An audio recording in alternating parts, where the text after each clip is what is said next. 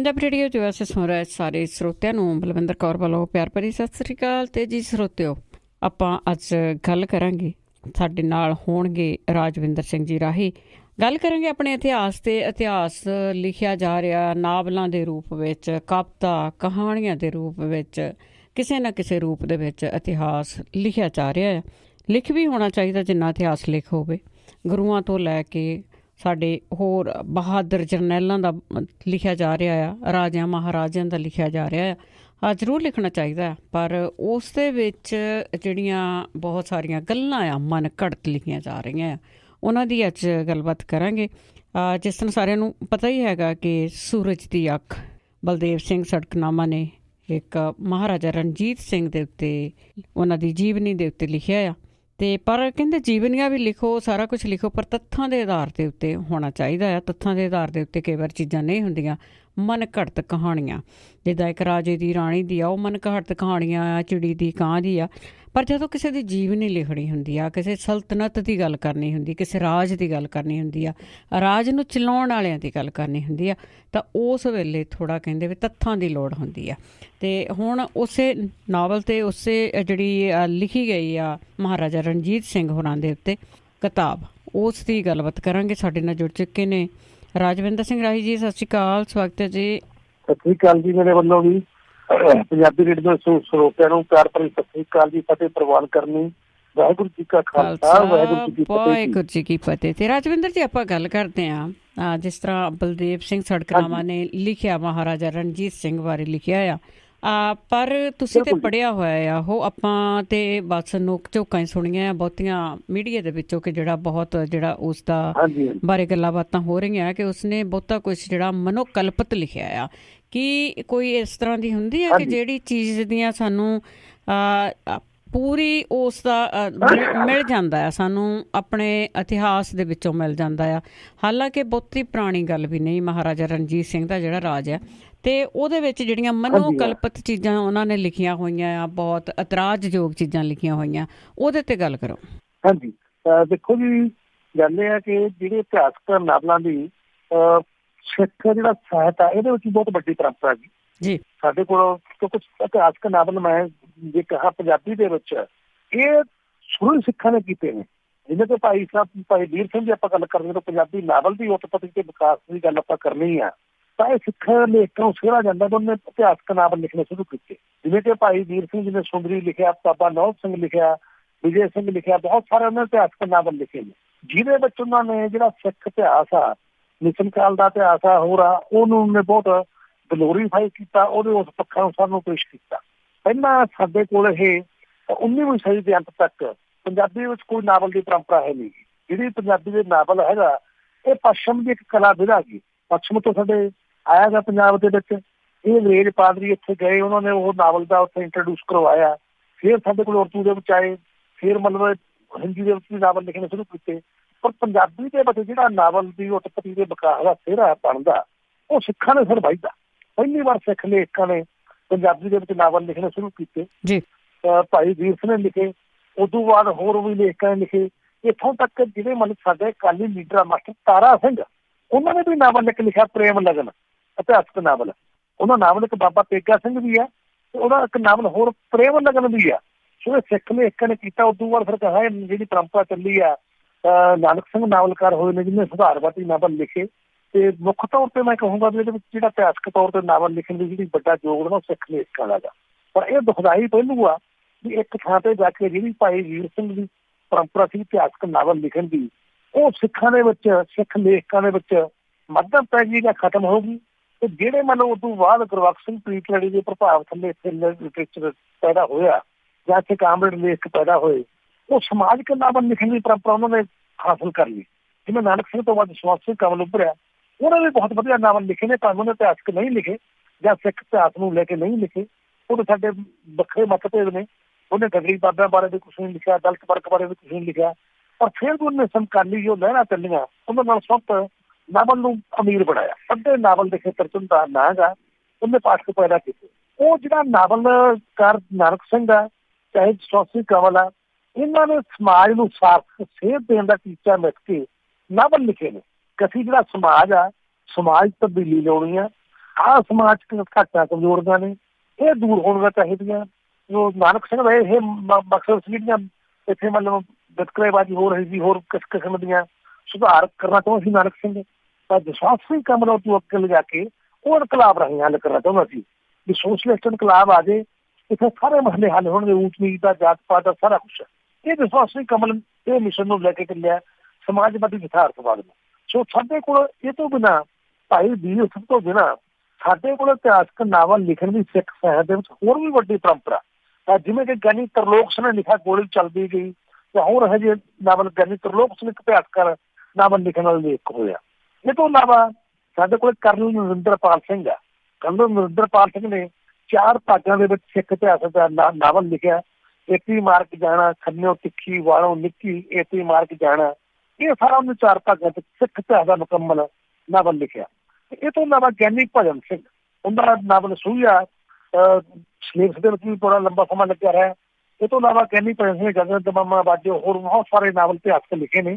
ਤੇ ਸਾਡੀ ਮੈਂ ਜਾਣਕਾਰੀ ਲਈ ਇਹ ਵੀ ਦੱਸਣਾ ਚਾਹੁੰਦਾ ਸਰੋਤਿਆਂ ਨੂੰ ਕਿ ਜਿਹੜਾ ਨਾਵਲ ਸੀ ਨਾ ਗਗਨ ਦਮਾਮਾ ਬਾਜੋ, ਉਹਦੇ ਤੇ ਪਹਿਲਵਾਨ ਦਾਰਾ ਸਿੰਘ ਨੇ ਫਿਲਮ ਬਣਾਈ ਸੀ 1.25 ਲੱਖ ਤੇ ਇੱਕ ਲੜਾਊ ਜੀ। ਉਹ ਗਿਆਨੀ ਭਜਨ ਸਿੰਘ ਨਾਵਲ ਤੇ ਆਧਾਰਿਤ ਸੀ। ਤੇ ਸਾਡੇ ਕੋਲ ਗਿਆਨੀ ਭਜਨ ਸਿੰਘ ਨਾਵਲਕਾਰ, ਇਤਿਹਾਸਕ ਨਾਵਲ ਜਿਹਨੇ ਸਿੱਖ ਇਤਿਹਾਸ ਨਾਲ ਸੰਬੰਧਿਤ ਨਾਵਲ ਲਿਖੇ ਨੇ। ਮਹਾਰਾਜਾ ਰਣਜੀਤ ਸਿੰਘ ਕਾਲ ਦੌਰਾਨ ਲਿਖੇ ਨੇ, ਬੜਾ ਉਹਨੇ ਲਿਖਿਆ ਗਾ ਨਾਵਲ। ਇਹ ਵੱਖਰੀ ਗੱਲ ਹੈ ਵੀ ਸਾਡੇ ਕੋਲ ਹੁਣ ਇਹਨਾਂ ਲੇਖਕਾਂ ਨੂੰ ਜਿਹਨਾਂ ਨੇ ਇਤਿਹਾਸਕ ਨਾਵਲ ਲਿਖੇ ਆ, ਅਸੀਂ ਇਹ ਨਾਵਲ ਸਿੱਖਾਂ ਨੇ ਯਤਨ ਨਹੀਂ ਕੀਤਾ ਵੀ ਦੁਬਾਰਾ ਛਾਪ ਕੇ ਲੋਕਾਂ ਤੱਕ ਪਹੁੰਚਾਈਏ, ਸਾਡੀ ਜਨਰੇਸ਼ਨ ਤੱਕ ਪਹੁੰਚਾਈਏ। ਇਹ ਸਾਰੇ ਨਾਵਲਕਾਰ ਜਿਹੜੇ ਇਹ ਕੰਨੀ ਤੋਂ ਚਲੇ ਗਏ।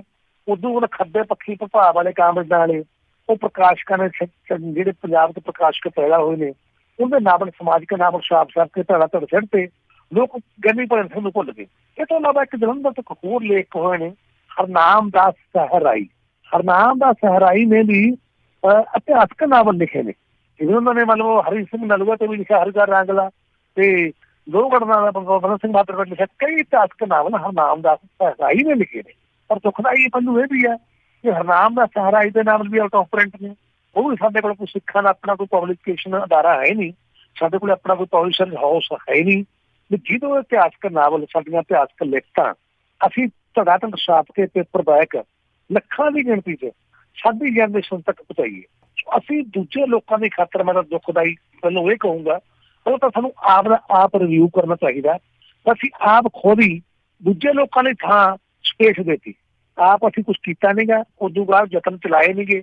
ਅਸੀਂ ਹੋਰ ਮਸਲਾ ਚੁਲਝ ਕੇ ਰਹਿ ਗਏ ਕਹਿ ਲਓ, ਜਾਂ ਸਾਡਾ ਸਾਹਿਤ ਸਿੱਖ ਸਾਹਿਤ ਵੱਲ ਇਹਨੂੰ ਕਿਵੇਂ ਅਸੀਂ ਪ੍ਰਮੋਟ ਕਰਨਾ, ਇਹ ਤੇ ਧਿਆਨ ਨਹੀਂ ਰਿਹਾ। ਇਹਦੇ ਨਾਲ ਕੀ ਹੁੰਦਾ ਵੀ ਨੇਚਰਲੀ ਗੱਲ ਆ ਵੀ ਜਿਹੜੀ ਹੋਰ ਕੋਈ ਵਰਕ ਆ ਉਹ ਤੁਹਾਡੀ ਸਪੇਸ ਨੂੰ ਉਹਨੇ ਮੰਨ ਨਹੀਂ ਲੈਣਾ, ਉਹਨੇ ਆਟੋਮੈਟਿਕਲੀ ਤੁਹਾਡੀ ਥਾਂ ਮੰਨ ਲੈਣੀ ਆ, ਤੁਹਾਨੂੰ ਪਾਸੇ ਧੱਕ ਕਰ ਦੇਣਾ। ਸੋ ਇਸ ਵਾਰ ਜਿਹੜਾ ਸਿੱਖ ਲਿਟਰੇਚਰ ਜਿਹਨੂੰ ਆਪਾਂ ਕਹਿ ਸਕਦੇ ਹਾਂ ਸਿੱਖ ਸਾਹਿਤ ਆ, ਇਹ ਬਿਲਕੁਲ ਕੰਨੀ ਤੇ ਧੱਕਿਆ ਗਿਆ। ਇਹਨੂੰ ਕੁਛ ਪੁਰਾਤਨ ਬੰਦੇ ਪੜ੍ਹਦੇ ਨੇ, ਧਾਰਮਿਕ ਬੰਦੇ ਬਾਹਰੋਂ ਜਾਂਦੇ ਨੇ ਜਿਹਨਾਂ ਨੂੰ ਰੁਚੀ ਹੈਗੀ ਆ ਇਤਿਹਾਸ ਦੀਆਂ ਕਿਤਾਬਾਂ ਨਾਲ। ਉਹ ਜਦੋਂ ਅੰਮ੍ਰਿਤਸਰ ਜਾਂਦੇ ਨੇ, ਉੱਥੇ 2 ਵੱਡੇ ਪਬਲਿਸ਼ਿੰਗ ਹਾਊਸ ਆ ਸਿੱਖਾਂ ਦੇ, ਇੱਕ ਭਾਈ ਚਤਰ ਸਿੰਘ ਜੀਵਨ ਸਿੰਘ ਦਾ ਜਿਹੜੇ ਧਾਰਮਿਕ ਕਿਤਾਬਾਂ ਨੂੰ ਛਾਪਦੇ ਨੇ, ਇੱਕ ਸਿੰਘ ਬ੍ਰਦਰਜ਼ ਵਾਲੇ ਆ। ਇਹ ਜਿੰਨੇ ਵੀ ਆਪਣੇ ਬਾਹਰੋਂ ਸ਼ਰਧਾਲੂ ਜਾਂਦੇ ਨੇ, ਇਹ ਜਾ ਕੇ ਉਹ ਦੋਨਾਂ ਪਬਲਿਕੇਸ਼ਨ ਜਾਂਦੇ ਨੇ, ਉਹ ਧਾਰਮਿਕ ਕਿਤਾਬਾਂ, ਸਾਖੀਆਂ, ਗੁਟਕੇ ਵਗੈਰਾ ਖਰੀਦ ਕੇ ਲੈ ਆਉਂਦੇ ਨੇ। ਤੇ ਜਾਂ ਫਿਰ ਮਾਲਵੇ ਦੇ ਵਿੱਚ ਸਾਡੇ ਕੋਲ ਲਾਹੌਰ ਬੁੱਕ ਸ਼ਾਪ ਆ ਪੁਰਾਣਾ, ਉਹਦੇ ਜਾਂਦੇ ਨੇ, ਉਹ ਵੀ ਧਾਰਮਿਕ ਸਾਹਿਤ ਖਰੀਦਣ ਲਈ ਜਾਂਦੇ ਨੇ। ਸੋ ਜਿਹੜਾ ਇਹ ਲਿਟਰੇਚਰ ਪੈਦਾ ਹੋਣਾ ਸੀਗਾ, ਜਿਹੜਾ ਸਾਡਾ ਕਹਾਣੀ ਦਾ, ਨਾਵਲ ਦਾ, ਸਮਾਜਿਕ ਤਰ੍ਹਾਂ ਦਾ ਜਿਹੜੇ ਸਾਡੇ ਸਿੱਖਾਂ ਦੇ ਮਸਲਿਆਂ ਨੂੰ ਪੇਸ਼ ਕਰਨਾ ਸੀਗਾ, ਉਹ ਸਾਡਾ ਪੰਜਾਬ ਕੋਲ ਸਿੱਖਾਂ ਕੋਲ ਕੋਈ ਪਬਲਿਕੇਸ਼ਨ ਹਾਊਸ ਹੈ ਨਹੀਂ ਤੇ ਜਿਹੜਾ ਉਹ ਸਾਡੇ ਇਹੋ ਜਿਹੇ ਲਿਟਰੇਚਰ ਨੂੰ ਛਾਪ ਕੇ, ਜੋ ਸਾਡਾ ਨਾਵਲ ਸੀ, ਸਾਡੇ ਪ੍ਰੋਫੈਸਰ ਪੂਸ ਦੀ ਕਵਿਤਾ ਸੀਗੀ, ਸਾਡੀ ਕੋਈ ਕਹਾਣੀ ਇਸ ਤਰ੍ਹਾਂ ਦੀ ਵਿਕਸਿਤ ਹੋਈ ਹੋਵੇ, ਉਹ ਪੇਸ਼ ਕਰ ਸਕੇ। ਸਾਡਾ ਸਿੱਖਾਂ ਦਾ ਬਹੁਤ ਵੱਡਾ ਦੁਖਾਂਤ ਆ।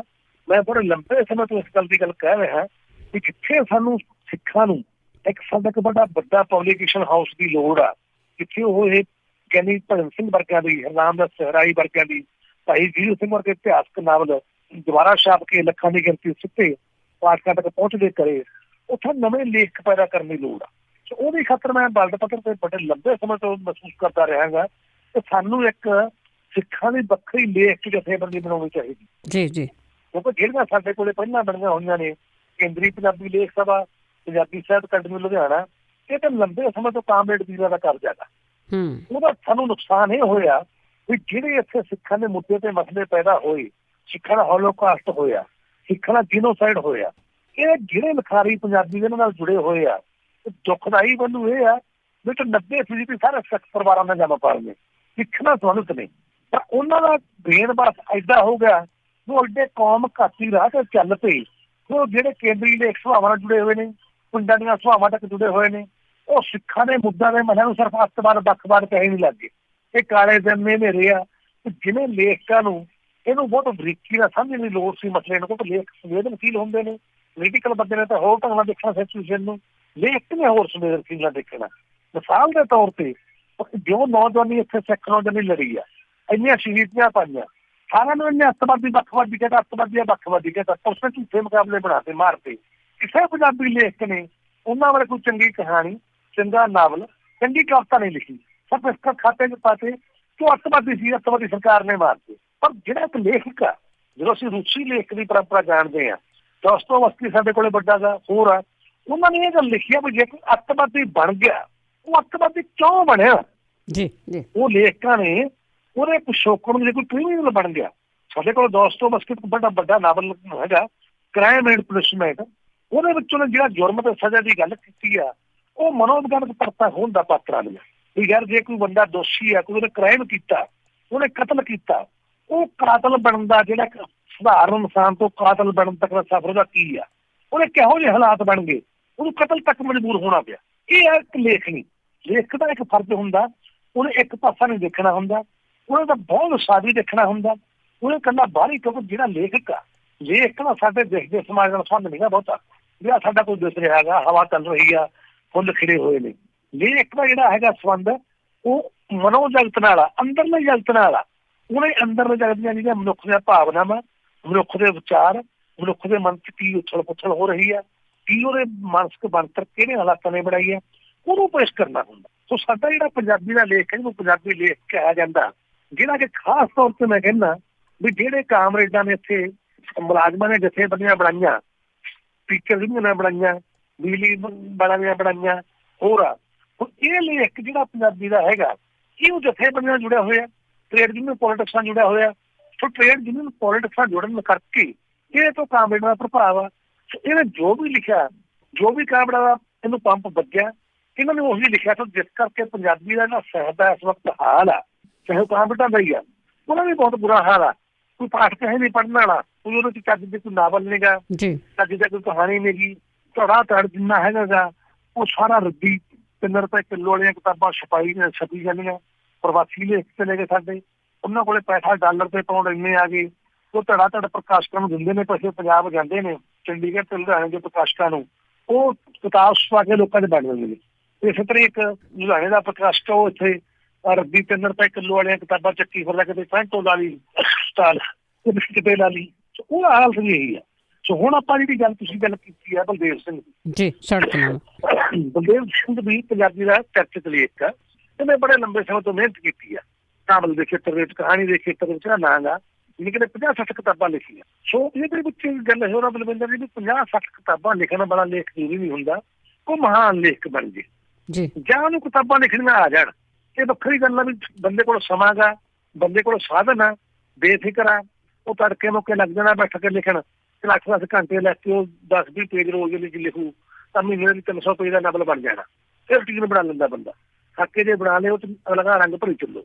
ਸੋ ਬਲਦੇਵ ਦੇ ਤੌਰ ਤੇ ਜਦੋਂ ਮੈਂ ਇੱਕ ਪੱਖ ਹੋ ਕੇ ਬਲਦੇਵ ਸਿੰਘ ਦਾ ਮੁਲਾਂਕਣ ਕਰਦਾ, ਐ ਜੇ ਨਾਵਲਕਾਰ, ਉਹ ਨਾਵਲਕਾਰ ਦੇ ਤੌਰ ਤੇ ਜੇ ਕੋਈ ਵੱਡ ਮਾਰਵਾ ਨਾਵਲ ਨਹੀਂ, ਕੋਈ ਵੱਖਰੀ ਵਿਲੱਖਣ ਦਾ ਨਾਵਲ ਹੋਵੇ, ਇੱਕ ਔਸਤ ਦਰਜੇ ਦਾ ਨਾਵਲਕਾਰ ਆ, ਜਾਂ ਔਸਤ ਦਰਜੇ ਦਾ ਜਿਵੇਂ ਨਾਵਲ ਲਿਖਤਾ, ਚਲੋ ਨਾਲ ਜ਼ਿਕਰ ਕਰੀ ਜਾਂਦਾ ਕਿ ਹਾਂ ਵੀ ਨਾਵਲਕਾਰ ਵੀ ਹੈਗਾ।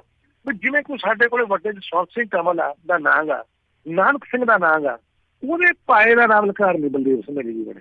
ਇਹਦਾ ਬਹੁਤ ਪਿੱਛੇ ਖੜਾ ਨਾਵਲ। ਕਲਾ ਦੇ ਪੱਖੋਂ ਮੈਂ ਗੱਲ ਕਰਨ ਲੱਗਿਆ, ਕਲਾ ਤੇ ਵਿਸ਼ੇ ਵਸਤੂ ਦੇ ਪੱਖੋਂ, ਭਾਸ਼ਾਕਾਰੀ ਦੇ ਪੱਖੋਂ, ਵਾਕ ਬਣਤਰ ਪੱਖੋਂ, ਜਿਹੜੀ ਮਤਲਬ ਕਹਾਣੀ ਆ ਉਹਨੂੰ ਵੱਧਵੇਂ ਰੂਪ ਪੇਸ਼ ਕਰਨ ਪੱਖੋਂ, ਕਲਾਤਮਕ ਪੱਖੋਂ ਅਜੇ ਬਲਦੇਵ ਸਿੰਘ ਬਹੁਤ ਹੇਠਲੇ ਪੱਧਰ ਦਾ ਨਾਵਲਕਾਰ ਹੈ ਮੇਰੀ ਨਜ਼ਰ ਵਿੱਚ। ਮੈਂ ਨਾਵਲ ਦਾ ਬੰਦਾ ਗਾ, ਮੈਂ ਨਾਵਲ ਦਾ ਬਹੁਤ ਰੁਚੀ ਨਾਲ ਪੜ੍ਹਦਾ। ਪਹਿਲਾਂ ਤਾਂ ਮੈਨੂੰ ਨਾਵਲ ਪੜ੍ਹਨ ਦਾ ਸ਼ੌਕ ਆ, ਵਿਸ਼ਵ ਸਾਹਿਤ ਮੈਂ ਪੜ੍ਹਿਆ, ਪਰ ਜਦੋਂ ਮੈਂ ਗੱਲ ਕਰਦਾ ਵੀ ਬਲਦੇਵ ਸਿੰਘ ਦਾ ਕੋਈ ਨਾਵਲ ਤੁਰਦਾ ਨੀਗਾ, 4 ਪੰਨੇ ਤੋਂ ਬਾਅਦ ਤੁਸੀਂ ਪੜ੍ਹਦੇ ਸਾਰੇ ਪਾਸੇ ਦਾ ਖਿੱਚਣਾ ਪੈ ਜਾਂਦਾ, ਕਿਉਂਕਿ ਬੋਰ ਹੀ ਇੰਨਾ ਕਰਦਾ ਸਾਨੂੰ ਇਹ।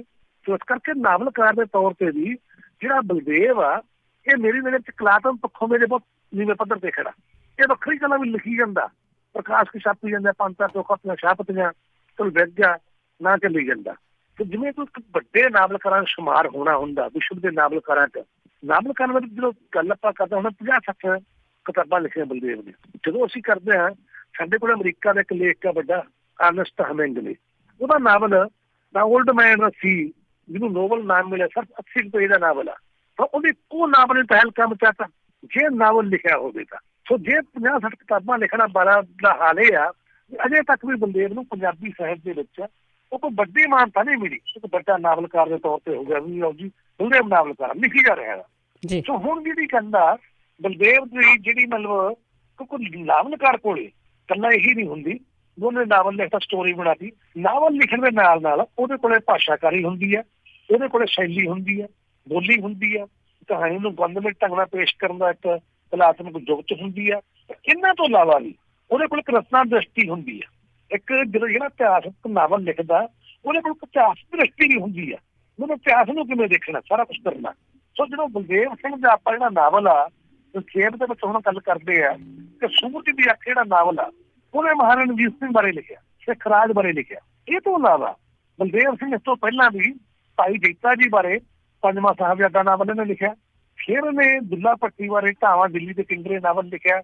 ਇਹ ਤੋਂ ਇਲਾਵਾ ਫਿਰ ਇਹਨੇ ਬਾਬਾ ਬੰਦਾ ਸਿੰਘ ਬਹਾਦਰ ਬਾਰੇ ਮਹਾਬਲੀ ਸੂਰਾ ਨਾਵਲ ਵੀ ਲਿਖਿਆ, 500 ਪੇਜ ਦਾ ਨਾਵਲ ਆ ਇਹ। ਜਦੋਂ ਮੈਂ ਇਹ ਤੋਂ ਇਲਾਵਾ ਇਹਨੇ ਸ਼ਹੀਦ ਭਗਤ ਸਿੰਘ ਬਾਰੇ ਸਤਲੁਜ ਬਹਿੰਦਾ ਰਿਹਾ, ਉਹ ਇਤਿਹਾਸਕ ਨਾਵਲ ਵੀ ਲਿਖਿਆ। ਇਹ ਵੀ ਨਾਵਲ ਲਿਖੇ। ਪਰ ਪਿੱਛੇ ਵੀ ਇਹਨੇ ਇੱਕ ਸੀਪੀ ਭਾਰਤੀ ਕਮਿਊਨਿਸਟ ਪਾਰਟੀ ਦਾ ਹੋਇਆ ਕਾਮਰੇਡ ਰੋਜ਼ੂ ਖਾਨ, ਖੇਤ ਮਜ਼ਦੂਰ ਯੂਨੀਅਨ ਦਾ ਆਗੂ ਰਿਹਾ ਸਾਰੀ ਉਮਰ, ਲੋਕ ਰਹਿੰਦਾ ਸੀਗਾ ਪਿੰਡ ਦਾ ਖੋਤੇ ਸੀ ਨਿਹਾਲ ਸਿੰਘ ਵਾਲੇ ਕੋਲੇ, ਉਹਦਾ ਵੀ ਨਾਵਲ ਨੇ ਲਿਖਿਆ, ਮੈਂ ਪਾਕਿਸਤਾਨ ਨਹੀਂ ਜਾਣਾ।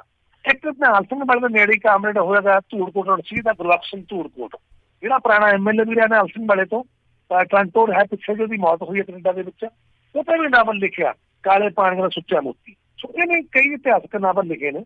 ਸੋ ਹੁਣ ਗੱਲ ਕਰਦੇ ਨੇ ਇਤਿਹਾਸ ਦ੍ਰਿਸ਼ਟੀ ਜੀ ਜੀ। ਜਦੋਂ ਭਾਈ ਜੀਤਾ ਜੀ ਬਾਰੇ ਗੱਲ ਕਰਦੇ ਆ, ਠੀਕ ਆ, ਅਸੀਂ ਉਹਨੂੰ ਜਿਹੜੇ ਮਤਲਬ ਸਾਡੇ ਮਾਝੀ ਸਿੱਖ ਪਰਿਵਾਰ ਆ ਜਾਂ ਮਾਝੀ ਸਿੱਖ ਸੰਸਥਾਵਾਂ ਬਣੀਆਂ, ਉਹਨਾਂ ਨੇ ਬਲਦੇਵ ਸਿੰਘ ਨੂੰ ਸਨਮਾਨ ਕੀਤਾ।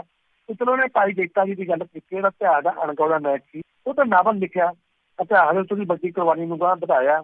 ਉੱਥੇ ਬਲਦੇਵ ਦਾ ਸਨਮਾਨ ਕੀਤਾ, ਅਸੀਂ ਵੀ ਸਨਮਾਨ ਕੀਤਾ ਬਲਦੇਵ ਦਾ, ਸਨਮਾਨ ਤੋਂ ਹੱਕਦਾਰ ਆ।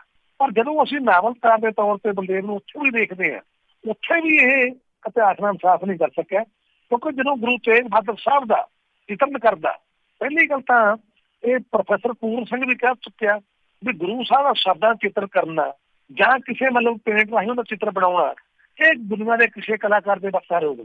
ਤੁਸੀਂ ਪ੍ਰਕਾਸ਼ ਨੂੰ ਕਿਵੇਂ ਫੜੋਗੇ? ਸੋ ਇਸ ਕਰਕੇ ਇਹ ਬਲਦੇਵ ਨੇ ਜਦੋਂ ਗੁਰੂ ਤੇਗ ਬਹਾਦਰ ਸਾਹਿਬ ਦਾ ਚਿਤਰਨ ਕੀਤਾ, ਬੜੀ ਹਲਕੇ ਪੱਧਰ ਦਾ ਕੀਤਾ। ਹੁਣ ਜਿਹੜਾ ਬਲਦੇਵ ਦਾ ਮਨ ਆ, ਬਲਦੇਵ ਉੱਥੇ ਬੋਲੀ ਸ਼ੈਲੀ ਵਰਤੂ, ਬਲਦੇਵ ਤਾਂ ਜਿਹੜੇ ਬਲਦੇਵ ਦੇ ਮਨ 'ਚ ਭਾਵਨਾਵਾਂ ਨੇ ਉਹੀ ਗੁਰੂ ਸਾਹਿਬ ਦੇ ਮਨ 'ਚ ਭਾਊ ਨਾ। ਬਿਲਕੁਲ। ਜੋ ਗੁਰੂ ਸਾਹਿਬ ਦੇ ਮਨ ਦੇ ਵਿੱਚ ਐਡੀ ਵੱਡੀ ਦ੍ਰਿੜਤਾ, ਐਡਾ ਵੱਡਾ ਸਾਰਾ ਕੁਛ ਮਿਸ਼ਨ ਦੇ ਖੇਤਰ, ਉਹ ਰੱਬੀ ਰੂਹ ਨੂੰ ਇਹ ਅੰਦਰ ਨੂੰ ਕੀ ਸਮਝ ਸਕਦਾ ਬਲਦੇਵ? ਪਰ ਪਾਤਰ ਉਹ ਇਹਨੇ ਚਿੱਤਰਿਆ ਜਿਹੜਾ ਗੁਰੂ ਸਾਹਿਬ ਆਮ ਮਨੁੱਖ ਹੁੰਦੇ ਨੇ, ਉਹ ਵੀ ਬਹੁਤ ਵੱਡਾ ਨੁਕਸਾਨਦਾਇਕ ਆ, ਜਿਹੜਾ ਸਾਨੂੰ ਆਉਣ ਵਾਲੇ ਸਮੇਂ 'ਚ ਨੋਟਸ ਲੈਣਾ ਬਣਦਾ ਵੀ ਇਹਨੇ ਗੁਰੂ ਸਾਹਿਬ ਨੂੰ ਆਮ ਮਨੁੱਖ ਦੇ ਵਾਂਗੂ ਪਾਤਰ ਚਿੱਤਰਿਆ ਵੀ ਆਮ ਮਨੁੱਖ ਵਾਂਗੂ ਚਿੰਤਾਵਾਂ ਨੇ ਵੀ ਪਿੱਛੋਂ ਮੇਰੇ ਬੱਚੇ ਦਾ ਕੀ ਬਣੂ, ਗੁਰੂ ਗੋਬਿੰਦ ਸਿੰਘ ਦਾ ਆਹ ਕੀ ਬਣੂ।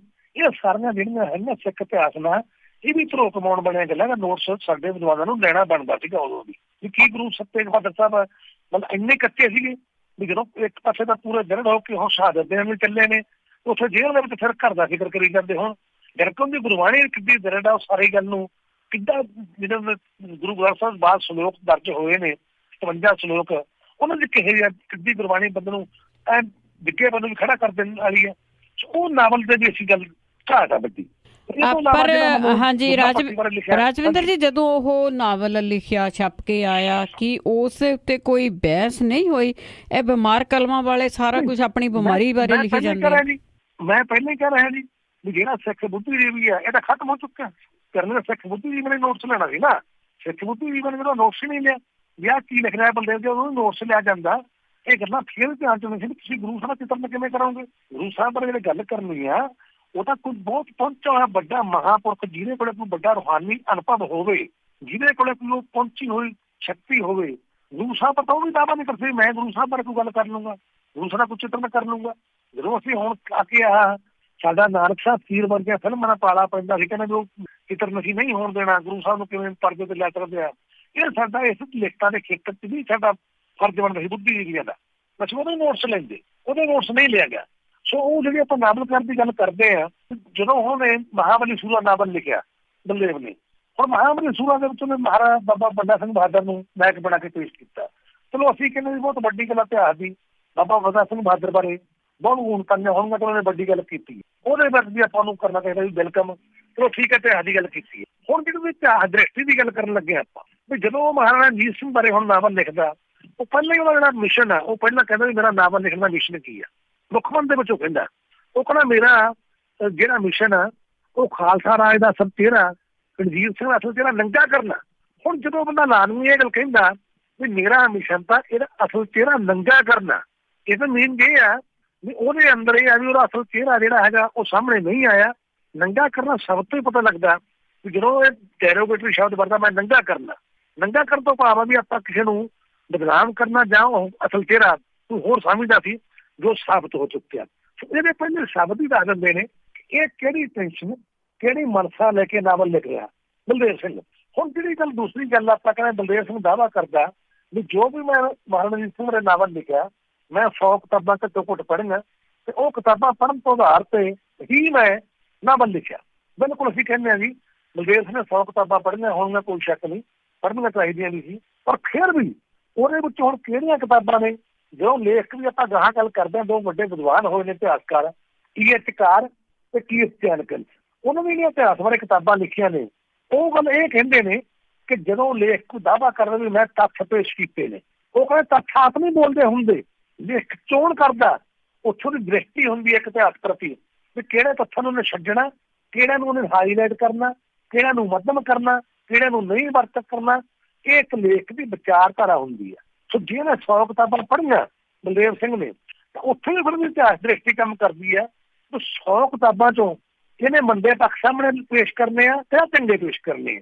ਮਿਸਾਲ ਦੇ ਤੌਰ ਤੇ ਹੁਣ ਜਿਹੜੀ ਜਦੋਂ ਇਹਦਾ ਮਾਈਂਡ ਕਲੋਨਾਈਜ਼ ਕੀਤੇ ਅੰਗਰੇਜ਼ਾਂ ਨੇ, ਸਾਡੇ ਕੋਲ ਇੱਕ ਗੱਲ ਆ ਵੀ ਜਦੋਂ ਅੰਗਰੇਜ਼ਾਂ ਦਾ ਅਸੀਂ ਦੇਖਦੇ ਸਾਰਾ ਹੁਣ ਤੱਕ ਰਿਕਾਰਡ ਉਹ ਲਗਾਤਾਰ ਇਹ ਸੀ ਵੀ ਮਹਾਰਾਜਾ ਰਣਜੀਤ ਸਿੰਘ ਦਾ ਜਿਹੜਾ ਰਾਜ ਹੈ ਉਹ ਕਿਵੇਂ ਹੜੱਪਾ ਜਾਵੇ। 1809 ਦੀ ਜਿਹੜੀ ਸੰਧੀ ਆ ਪਹਿਲੀ, ਜਿਹਨੇ ਬੈਂਟਕ ਨਾਲ ਹੋ ਗਿਆ, ਮਹਾਰਾਜਾ ਰਣਜੀਤ ਸਿੰਘ ਨਾਲ ਹੋ ਗਿਆ, ਇੱਥੇ ਜਿਹੜੀ ਪ੍ਰੈਸ਼ਰ ਪਾ ਕੇ ਮਹਾਰਾਜਾ ਰਣਜੀਤ ਸਿੰਘ ਤੇ ਉਹਦੇ ਨਵਾਂ ਰਾਜ ਸੀ, 10 ਸਾਲ ਪੁਰਾਣਾ ਸਾਡਾ ਰਾਜ ਸੀ। ਅੰਗਰੇਜ਼ ਇੱਥੇ 2-3 ਸਦੀਆਂ ਜਿੰਨੇ ਤਾਂ ਸੀ ਭਾਰਤ 'ਚ, ਦੂਜੇ ਪਾਸੇ ਸਾਨੂੰ ਅਫਗਾਨਾਂ ਦਾ ਬੜਾ ਡਰ ਸੀ। ਉਹ ਜਿਹੜੀਆਂ ਸੰਧੀਆਂ ਕੀਤੀਆਂ ਗਈਆਂ ਅੰਗਰੇਜ਼ਾਂ ਨੇ ਉਹ ਸਾਨੂੰ ਸਾਰਾ ਪਤਾ ਲੱਗਦਾ ਵੀ ਲਗਾਤਾਰ ਵੀ ਸਿੱਖ ਸੀ ਅਸੀਂ ਅੰਗਰੇਜ਼ੀ ਰਾਜ ਦੇ ਵਿੱਚ ਮਿਲਾਉਣਾ, ਸਿੱਖ ਰਾਜ ਨੂੰ ਖਤਮ ਕਰਨਾ ਹੀ ਕਰਨਾ। ਉਹਦੀ ਖਾਤਰ ਉਹਨੇ ਕੀ ਕੀਤਾ ਵੀ ਜਦੋਂ ਉਹਨੇ ਏਡਾ ਵੱਡਾ ਧੋਖੇ ਨਾਲ 1849 ਦੇ ਵਿੱਚ ਜਾਂ 1839 ਦੇ ਵਿੱਚ ਜਦੋਂ ਮਹਾਰਾਜਾ ਰਣਜੀਤ ਸਿੰਘ ਦੀ ਮੌਤ ਹੋਈ ਆ, ਉਹਨੇ ਸਾਰਾ ਜਾਲ ਵਿਛਾ ਲਿਆ, ਬੰਦੇ ਖਰੀਦ ਲਈ, ਸਾਰਾ ਕੁਛ ਕਰਨਾ ਸ਼ੁਰੂ ਕੀਤਾ। ਸੋ ਜਿਹੜੇ ਉਹਨਾਂ ਨਾਲ ਅੰਗਰੇਜ਼ ਲੇਖ ਆਏ ਹੋਏ ਨੇ, ਸੋ ਨੇਚਰ ਦੀ ਗੱਲ ਸੀ ਵੀ ਅੰਗਰੇਜ਼ ਜਿੱਥੇ ਵਿਦਵਾਨ ਵੀ ਆ, ਵੱਡੇ ਸਤਾਨ ਵੀ ਆ, ਐਡੇ ਵੱਡੇ ਸਤਾਨ ਨੇ।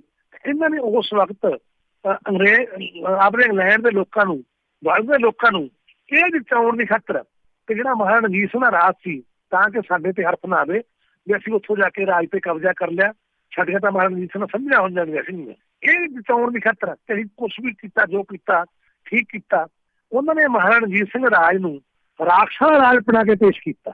ਉਹਦੇ ਪਰਿਵਾਰ ਦੀ ਔਰਤਾਂ ਦੀ ਕਿਰਦਾਰ ਕੁਸ਼ੀ ਕੀਤੀ ਹੈ ਉਹਨਾਂ ਕਿਤਾਬਾਂ ਦੇ ਵਿੱਚ, ਤਾਂ ਕਿ ਲੋਕਾਂ ਦੇ ਮਨਾਂ ਦੇ ਵਿੱਚ ਜਿਹੜਾ ਮਹਾਰਾਜਾ ਰਣਜੀਤ ਸਿੰਘ ਦਾ ਇੱਕ ਜੀਤ ਪਿਆਰ ਉਮੜ ਦਾ ਇੱਕ ਸ਼ੇਰੇ ਪੰਜਾਬ ਵਾਲਾ ਦਰਜਾ ਹਾਸਲ ਕਰ ਚੁੱਕਿਆ, ਉਹਨੂੰ ਖਤਮ ਕਰਨਾ ਪਹਿਲਾ ਸ਼ਰਤ ਜੇ ਅਸੀਂ ਲੋਕਾਂ ਦੇ ਫੇਰ ਹੀ ਰਾਜ ਕਰ ਸਕਾਂਗੇ।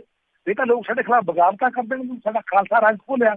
ਉਹਨਾਂ ਲੇਖਕਾਂ ਨੇ ਉਹ ਕਿਤਾਬਾਂ ਇਸ ਮਾਨਸਿਕ ਰੋਗ ਦੇ ਤਹਿਤ ਲਿਖੀਆਂ ਵੀ ਮਹਾਰਾਜਾ ਰਣਜੀਤ ਸਿੰਘ ਨੂੰ ਰਾਖਸ਼ ਬਣਾ ਕੇ ਪੇਸ਼ ਕਰੋ, ਉਹਦਾ ਬੜਾ ਜੀ ਜਨਮ ਰਾਜਾ ਸੀ, ਉਹਦੇ ਪਰਿਵਾਰ ਦੀਆਂ ਔਰਤਾਂ ਨੂੰ ਇਸ ਤਰ੍ਹਾਂ ਪੇਸ਼ ਕਰੋ ਬਣਾ ਕੇ, ਉਹਦੀ ਮਾਂ ਨੂੰ, ਉਹਦੀ ਦਾਦੀ ਨੂੰ ਪੇਸ਼ ਕਰੋ, ਉਹਦੀ ਜਿਹੜੀ ਮਹਾਰਾਣੀ ਜਿੰਦਾ ਗਈ ਉਹਨੂੰ ਪੇਸ਼ ਕਰੋ। ਕਿਉਂਕਿ ਹੁਣ ਦੇਖੋ ਤੁਸੀਂ ਜੋਗਿੰਦਰ ਜੀ, ਇੱਕ ਪਾਸੇ ਤਾਂ ਉਹ 9-10 ਸਾਲ ਦੇ ਬੱਚੇ ਨੂੰ ਮਹਾਰਾਜਾ ਦਲੀਪ ਸਿੰਘ ਨੂੰ ਪੰਜਾਬ 'ਚ ਰੱਖਣਾ ਚਾਹੁੰਦੇ, ਉਹਨੂੰ ਇਹ ਆ ਵੀ ਜੇ ਪੰਜਾਬ ਦੇ ਵਿੱਚ ਮਹਾਰਾਜਾ ਦਲੀਪ ਸਿੰਘ ਰਹਿ ਗਿਆ, ਲੋਕਾਂ ਨੂੰ ਆਪਣਾ ਮਹਾਰਾਜਾ ਮੰਨ ਕੇ ਬਗਾਵਤ ਕਰ ਦੇਣੀ ਹੈ, ਦੁਬਾਰਾ ਫੇਰ ਸਿੱਖ ਰਾਜ ਸਥਾਪਿਤ ਹੋਊ। ਉਹਦੀ ਖਾਤਰ ਉਹ ਕੀ ਕਰਨਾ, ਏਡਾ ਵੱਡਾ ਜ਼ੁਲਮ, ਇੱਕ ਮਾਂ ਕੋਲੋਂ ਬੱਚਾ ਖੋਹ ਕੇ ਉਹਨੂੰ ਪਹਿਲਾਂ ਜੁੱਤੀ 'ਚ ਪਾਇਆ ਫਤਿਹਗੜ੍ਹ, ਉਦੋਂ ਬਾਅਦ ਇੰਗਲੈਂਡ ਲਿਜਾ ਕੇ ਉਹਦੀ ਈਸਾਈ ਧਰਮ ਅਨੁਸਾਰ ਪਾਲਣਾ ਪੋਸ਼ਣਾ ਕੀਤੀ ਜਾਵੇ ਤਾਂ ਕਿ ਉਹਦਾ ਬਿਲਕੁਲ ਬ੍ਰੇਨ ਵਾਸ਼ ਕਰਕੇ ਉਹਨੂੰ ਈਸਾਈ ਧਰਮ ਅਨੁਸਾਰ ਢਾਲਿਆ ਜਾਵੇ। ਫਿਰ ਜਿਹੜੀ ਉਹਦੀ ਮਾਂ ਗਈ ਮਹਾਰਾਣੀ ਜਿੰਦਾ, ਉਹਨੂੰ ਪਹਿਲਾਂ ਸਿੱਖਪੁਰ ਦੇ ਕਿਲ੍ਹੇ 'ਚ ਕੈਦ ਕੀਤਾ ਜਾਂਦਾ, ਫਿਰ ਜਾ ਕੇ ਬਨਾਰਸ ਚਨਾਰ ਦੇ ਕਿਲ੍ਹੇ 'ਚ ਕੈਦ ਕੀਤਾ ਜਾਂਦਾ, ਫਿਰ ਉਹ ਜਲਾਵਤਨ ਹੁੰਦੀ ਹੈ ਜਾ ਕੇ ਨੇਪਾਲ ਕਰਦੀ ਸਾਰੀ ਜ਼ਿੰਦਗੀ। ਇਹਦਾ ਮਤਲਬ ਵੀ ਉਹਨੂੰ ਵੱਡੇ ਖਤਰੇ ਮਹਿਸੂਸ ਦੋਨਾਂ ਦੇ ਹੁੰਦੇ ਸੀ। ਸੋ ਉਹ ਦੋਨੋਂ ਖਤਰਿਆਂ ਦਾ ਕਰਕੇ ਇੱਕ ਪਾਸੇ ਤਾਂ ਉਹਨੂੰ ਕੈਦ ਕਰਦੇ ਨੇ, ਪੰਜਾਬ ਤੋਂ ਹਜ਼ਾਰਾਂ ਮੀਲ ਦੂਰ ਜਾਂਦੇ ਨੇ, ਦੂਜੇ ਪਾਸੇ ਆਪਣੀਆਂ ਕਿਤਾਬਾਂ 'ਚ ਇਹ ਲਿਖਦੇ ਨੇ ਕਿ ਮਹਾਰਾਜਾ ਦਲੀਪ ਸਿੰਘ ਤਾਂ ਮਹਾਰਾਜਾ ਰਣਜੀਤ ਤਾਂ ਮੁੰਡਾ ਹੀ ਨਹੀਂ ਸੀ, ਉਹ ਤਾਂ 1927 ਦੀ ਕਿ 1827 ਦੀ ਬਾਅਦ ਦਾ ਨਪੁੰਸਕ ਹੋ ਗਿਆ ਸੀਗਾ। ਇਹ ਜਿਹੜੀਆਂ ਸਾਰੀਆਂ ਗੱਲਾਂ ਨੇ ਅੰਗਰੇਜ਼ਾਂ ਨੇ ਇੱਕ ਬਹੁਤ ਹੀ ਬਦਨੀਤੀ ਨਾਲ ਲਿਖੀਆਂ ਨੇ, ਜਿਹਦੇ ਬਾਰੇ ਬਾਬਾ ਪ੍ਰੇਮ ਸਿੰਘ ਹੋਤੀ ਮਰਦਾਨ ਜਿਹਨੇ ਅੰਗਰੇਜ਼ਾਂ ਦੀਆਂ ਕਿਤਾਬਾਂ ਪੜ੍ਹੀਆਂ ਤੇ ਬਾਅਦ 'ਚ ਮਹਾਰਾਜਾ ਰਣਜੀਤ ਸਿੰਘ ਤੇ ਕਿਤਾਬ ਲਿਖੀ, ਉਹਨੇ ਖੁਦ ਦੇ ਮੁੱਖ ਹੋਣ 'ਚ ਲਿਖਿਆ ਵੀ ਮੈਂ ਇਹ ਸਾਰੀਆਂ ਗੱਲਾਂ ਦੀ ਜਿਹੜੀ ਦਰਿਆਫਤ ਆ ਉਹਦੇ ਮਹਿਲਾਂ ਦੇ ਵਿੱਚ ਕੀ ਸੀ, ਕੋਈ ਵਿਚਾਰ ਚੱਲਦਾ ਸੀ, ਕਿਸ ਤਰ੍ਹਾਂ ਚੱਲਦਾ ਸੀ। ਉਹ ਕਹਿੰਦੇ ਮੈਂ ਸਾਰਾ ਜਿਹੜੇ ਉੱਥੋਂ ਦੇ ਰਾਜ ਘਰਾਣੇ ਪੁਰਾਣੇ ਹੈਗੇ ਆ, ਉੱਥੋਂ ਦੇ ਉਸ ਮੌਕੇ ਜਿਉਂਦੇ ਲੋਕ ਆ, ਸਾਰਾ ਨਾਲ ਗੱਲਾਂ ਕਰਕੇ ਮੈਂ ਗੱਲਾਂ ਛਿੱਟੇ ਪਹੁੰਚਿਆ ਵੀ ਜੋ ਅੰਗਰੇਜ਼ਾਂ ਨੇ ਮਹਾਰਾਣੀ ਜਿੰਦਾਂ ਬਾਰੇ, ਉਹ ਰਾਜ ਘਰਾਣੇ ਦੀਆਂ ਔਰਤਾਂ ਬਾਰੇ ਲਿਖਿਆ, ਉਹ ਸਾਰਾ ਬਦਨੀਤੀ ਨਾਲ ਇੱਕ ਚਾਲ ਨਾਲ ਲਿਖਿਆ। ਕਿਸੇ ਨੇ ਵੀ ਇਸ ਗੱਲ ਦੀ ਪੁਸ਼ਟੀ ਨਹੀਂ ਕੀਤੀ ਰਾਜ ਦਰਬਾਰ ਚੋਂ ਵੀ ਉੱਥੇ ਕੋਈ ਵਿਚਾਰ ਬੈਠਦਾ ਸੀ। ਦੂਜੀ ਗੱਲ ਭਾਈ ਵੀਰ ਸਿੰਘ ਵੇਲ ਕਹਿੰਦੇ ਨੇ ਕਿ ਜਿਹੜਾ ਮਹਾਰਾਜਾ ਜਿਹਦੇ ਕੋਲ ਰੂਮ ਤੋਂ ਦੁਨੀਆ ਭਰ ਦੇ ਵਿੱਚੋਂ ਜਿਹੜੀਆਂ ਖਬਰਾਂ ਆਉਂਦੀਆਂ ਹੋਣ, ਜਿਹਦੀ ਅੱਖ ਦੀ ਇੱਕ ਅੱਖ ਦੀ ਕੋਈ ਤਾਬ ਨਾਲ ਚੱਲਦਾ ਹੋਵੇ, ਉਹਦੇ ਮਹਿਲਾਂ ਦੇ ਵਿੱਚ ਇਹ ਕੁਛ ਹੋ ਜਾਂਦਾ ਹੋਵੇ, ਉਹਦਾ ਜਿਹੜਾ ਬੱਚਾ ਗਾ ਉਹ ਕੁੱਲੋ ਮਾਸਕੀ ਦਾ ਹੋਵੇ, ਉਹਨੂੰ ਇੰਨੀ ਉਹਦੀ ਸੀਡੀ ਲੱਗੀ ਹੋਵੇ ਜਿਹੜੀ ਅਫਗਾਨਿਸਤਾਨ ਹੁੰਦੀਆਂ, ਉਹਨੂੰ ਇਸ ਗੱਲ ਦੀ ਖਬਰ ਨਹੀਂ ਮਿਲੀ ਸੀਗੀ। ਭਾਈ ਵੀਰ ਸਿੰਘ ਨੇ ਲਿਖਿਆ ਕਿ ਉਹਨਾਂ ਦੇ ਮਹਿਲਾਂ ਦੀ ਖਬਰ ਨਹੀਂ ਸੀ। ਫਿਰ ਜਿਹੜੇ ਮਹਿਲਾਂ ਦੀ ਖਬਰ ਚੋਂ ਤਬ ਤੇ ਇਹ ਸੀ ਵੀ ਇਹੋ ਜਿਹੀ ਗੱਲ ਹੁੰਦੀ ਉਹ ਰਾਜਨੀਆਂ ਨੂੰ ਵੱਢ ਕੇ ਮਾਰ ਦਿੰਦਾ ਜਾਂ ਕੀ ਹੋ ਰਿਹਾ, ਜਾਂ ਉਹ ਕੁੱਲੋ ਮਾਸਕੀ ਵਰਗਾ ਜੇ ਕੋਈ ਬੰਦਾ ਜਾਂ ਬੁੜੀ ਆ ਜਿਹਦੇ ਬਾਰੇ ਕੋਈ ਕਹਿ ਨਹੀਂ ਸਕਦੇ ਉਹ ਬੰਦਾ ਕਿ ਬੁੜੀ ਆ ਕੁੱਲੋ ਮਾਸਕੀ, ਉਹਦੇ ਬਾਰੇ ਜਿਹੜਾ ਭਾਈ ਵੀਰ ਸਿੰਘ ਲਿਖਦੇ ਨੇ। ਸੋ ਇਹ ਸਾਰੀਆਂ ਭਾਈ ਵੀਰ ਸਿੰਘ ਇਸ ਗੱਲ ਨੂੰ ਰੱਦ ਕਰਦੇ ਆ।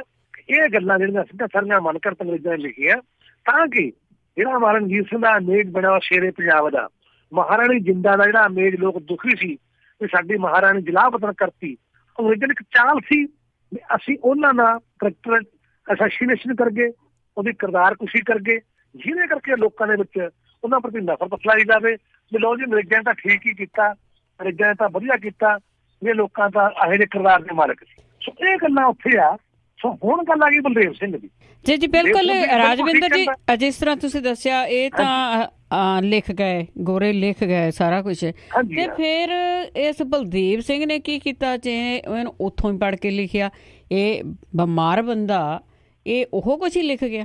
ਹਾਂ ਬਿਲਕੁਲ ਜੀ, ਮੈਂ ਉਹੀ ਗੱਲ ਕਰਨ ਲੱਗਿਆ ਵੀ ਜਿਹੜੀ ਹੁਣ ਬਲਦੇਵ ਸਿੰਘ ਦੀ ਇਤਿਹਾਸ ਦ੍ਰਿਸ਼ਟੀ ਆ, ਬਲਦੇਵ ਸਿੰਘ ਦੀ ਇਤਿਹਾਸ ਦ੍ਰਿਸ਼ਟੀ ਆ ਜਿਹੜੀ ਇਹ ਖੱਬੇ ਪੱਖੀ ਕਾਂਗਰਸ ਦੀ ਇਤਿਹਾਸ ਦ੍ਰਿਸ਼ਟੀ ਆ, ਇਹਦਾ ਜਿਹੜਾ ਮਾਈਂਡ ਆ ਜਿਹਨੂੰ ਮਤਲਬ ਅੰਗਰੇਜ਼ ਕਹਿੰਦੇ ਕਲੋਨਾਈਜ਼ ਕਰਨਾ ਮਾਈਂਡ, ਉਦੋਂ ਉਸ ਵਕਤ ਸੀ ਜਿਹਨੂੰ ਪੱਛਮ ਦੇ ਵਿਦਵਾਨ ਕਹਿੰਦੇ ਆ ਵੀ ਅੰਗਰੇਜ਼ਾਂ ਨੇ ਭਾਰਤੀਆਂ ਦਾ, ਸਾਡਾ ਖਾਸ ਕਰਕੇ ਸਿੱਖਾਂ ਦਾ ਇੱਕ ਮਾਈਂਡ ਕਲੋਨਾਈਜ਼ ਕਰਨਾ ਸੀ ਵੀ ਸਾਡੇ ਨਾਲ ਜਿੱਥੋਂ ਸਾਡਾ ਹੀ ਸਿਰ, ਅਸੀਂ ਆਪਣੇ ਆਪ ਨੂੰ ਦੋਸ਼ੀ ਸਮਝ ਕੇ ਆਪਣੇ ਆਪ ਹੀ ਮਰੇ ਨੂੰ, ਹਾਂਜੀ ਅਸੀਂ ਕੋਈ ਦੋਸ਼ੀ ਆ, ਸਾਡੇ ਰਾਜੇ ਮਹਾਰਾਜੇ ਇਹੋ ਜਿਹੇ ਸੀ, ਅੰਗਰੇਜ਼ ਤਾਂ ਬਹੁਤ ਸੁੱਤੇ ਸੱਤੇ ਆ, ਉਹਨੇ ਮਾਈਂਡ ਕਲੋਨਾਈਜ਼ ਕਰਨਾ ਹੁੰਦਾ। ਸੋ ਬਲਦੇਵ ਸਿੰਘ ਦੇ ਪਿੱਛੇ ਕੀ ਆ ਵੀ ਜਿਹੜੀ ਬਲਦੇਵ ਸਿੰਘ ਦੀ ਦ੍ਰਿਸ਼ਟੀ ਆ ਇਹ ਖੱਬੇ ਪੱਖੀ ਕਾਂਗਰਸ ਦੀ ਦ੍ਰਿਸ਼ਟੀ ਆ। ਜਿਹੜਾ ਮਹਾਰਾਜਾ ਰਣਜੀਤ ਸਿੰਘ ਦਾ ਨਕਸ਼ਾ ਬਣਿਆ ਹੋਇਆ ਸਿੱਖ ਮਨਾਂ ਦੇ ਵਿੱਚ, ਮੈਂ ਕਿਹਾ ਨਕਸ਼ਾ ਬਣਿਆ ਹੋਇਆ ਸਿੱਖ ਨੂੰ ਪਿਆਰ ਨਾਲ ਅੱਜ ਵੀ 150 ਸਾਲਾਂ ਬਾਅਦ, ਪੌਣੇ 200 ਸਾਲਾਂ ਬਾਅਦ ਆਪਣਾ ਸ਼ੇਰ ਪੰਜਾਬ ਮਹਾਰਾਜਾ ਰਣਜੀਤ ਸਿੰਘ ਕਹਿੰਦੇ ਨੇ। ਸ਼ਾਹ ਮੁਹੰਮਦ ਜਿਹੜਾ ਹੈਗਾ ਜਿਹਨੇ ਜੰਗ ਸਿੰਘਾਂ ਦੇ ਫੰਗੀਆਂ ਦਾ ਲਿਖਿਆ, ਉਹਨੇ ਏਦਾਂ ਮਹਾਰਾਜਾ ਰਣਜੀਤ ਸਿੰਘ ਦਾ ਨਕਸ਼ਾ ਖਿੱਚਤਾ ਸ਼ਾਹ ਮੁਹੰਮਦ ਨੇ, ਉਹਨੂੰ ਕੋਈ ਹੁਣ ਤੱਕ ਭੰਨ ਨਹੀਂ ਸਕਿਆ।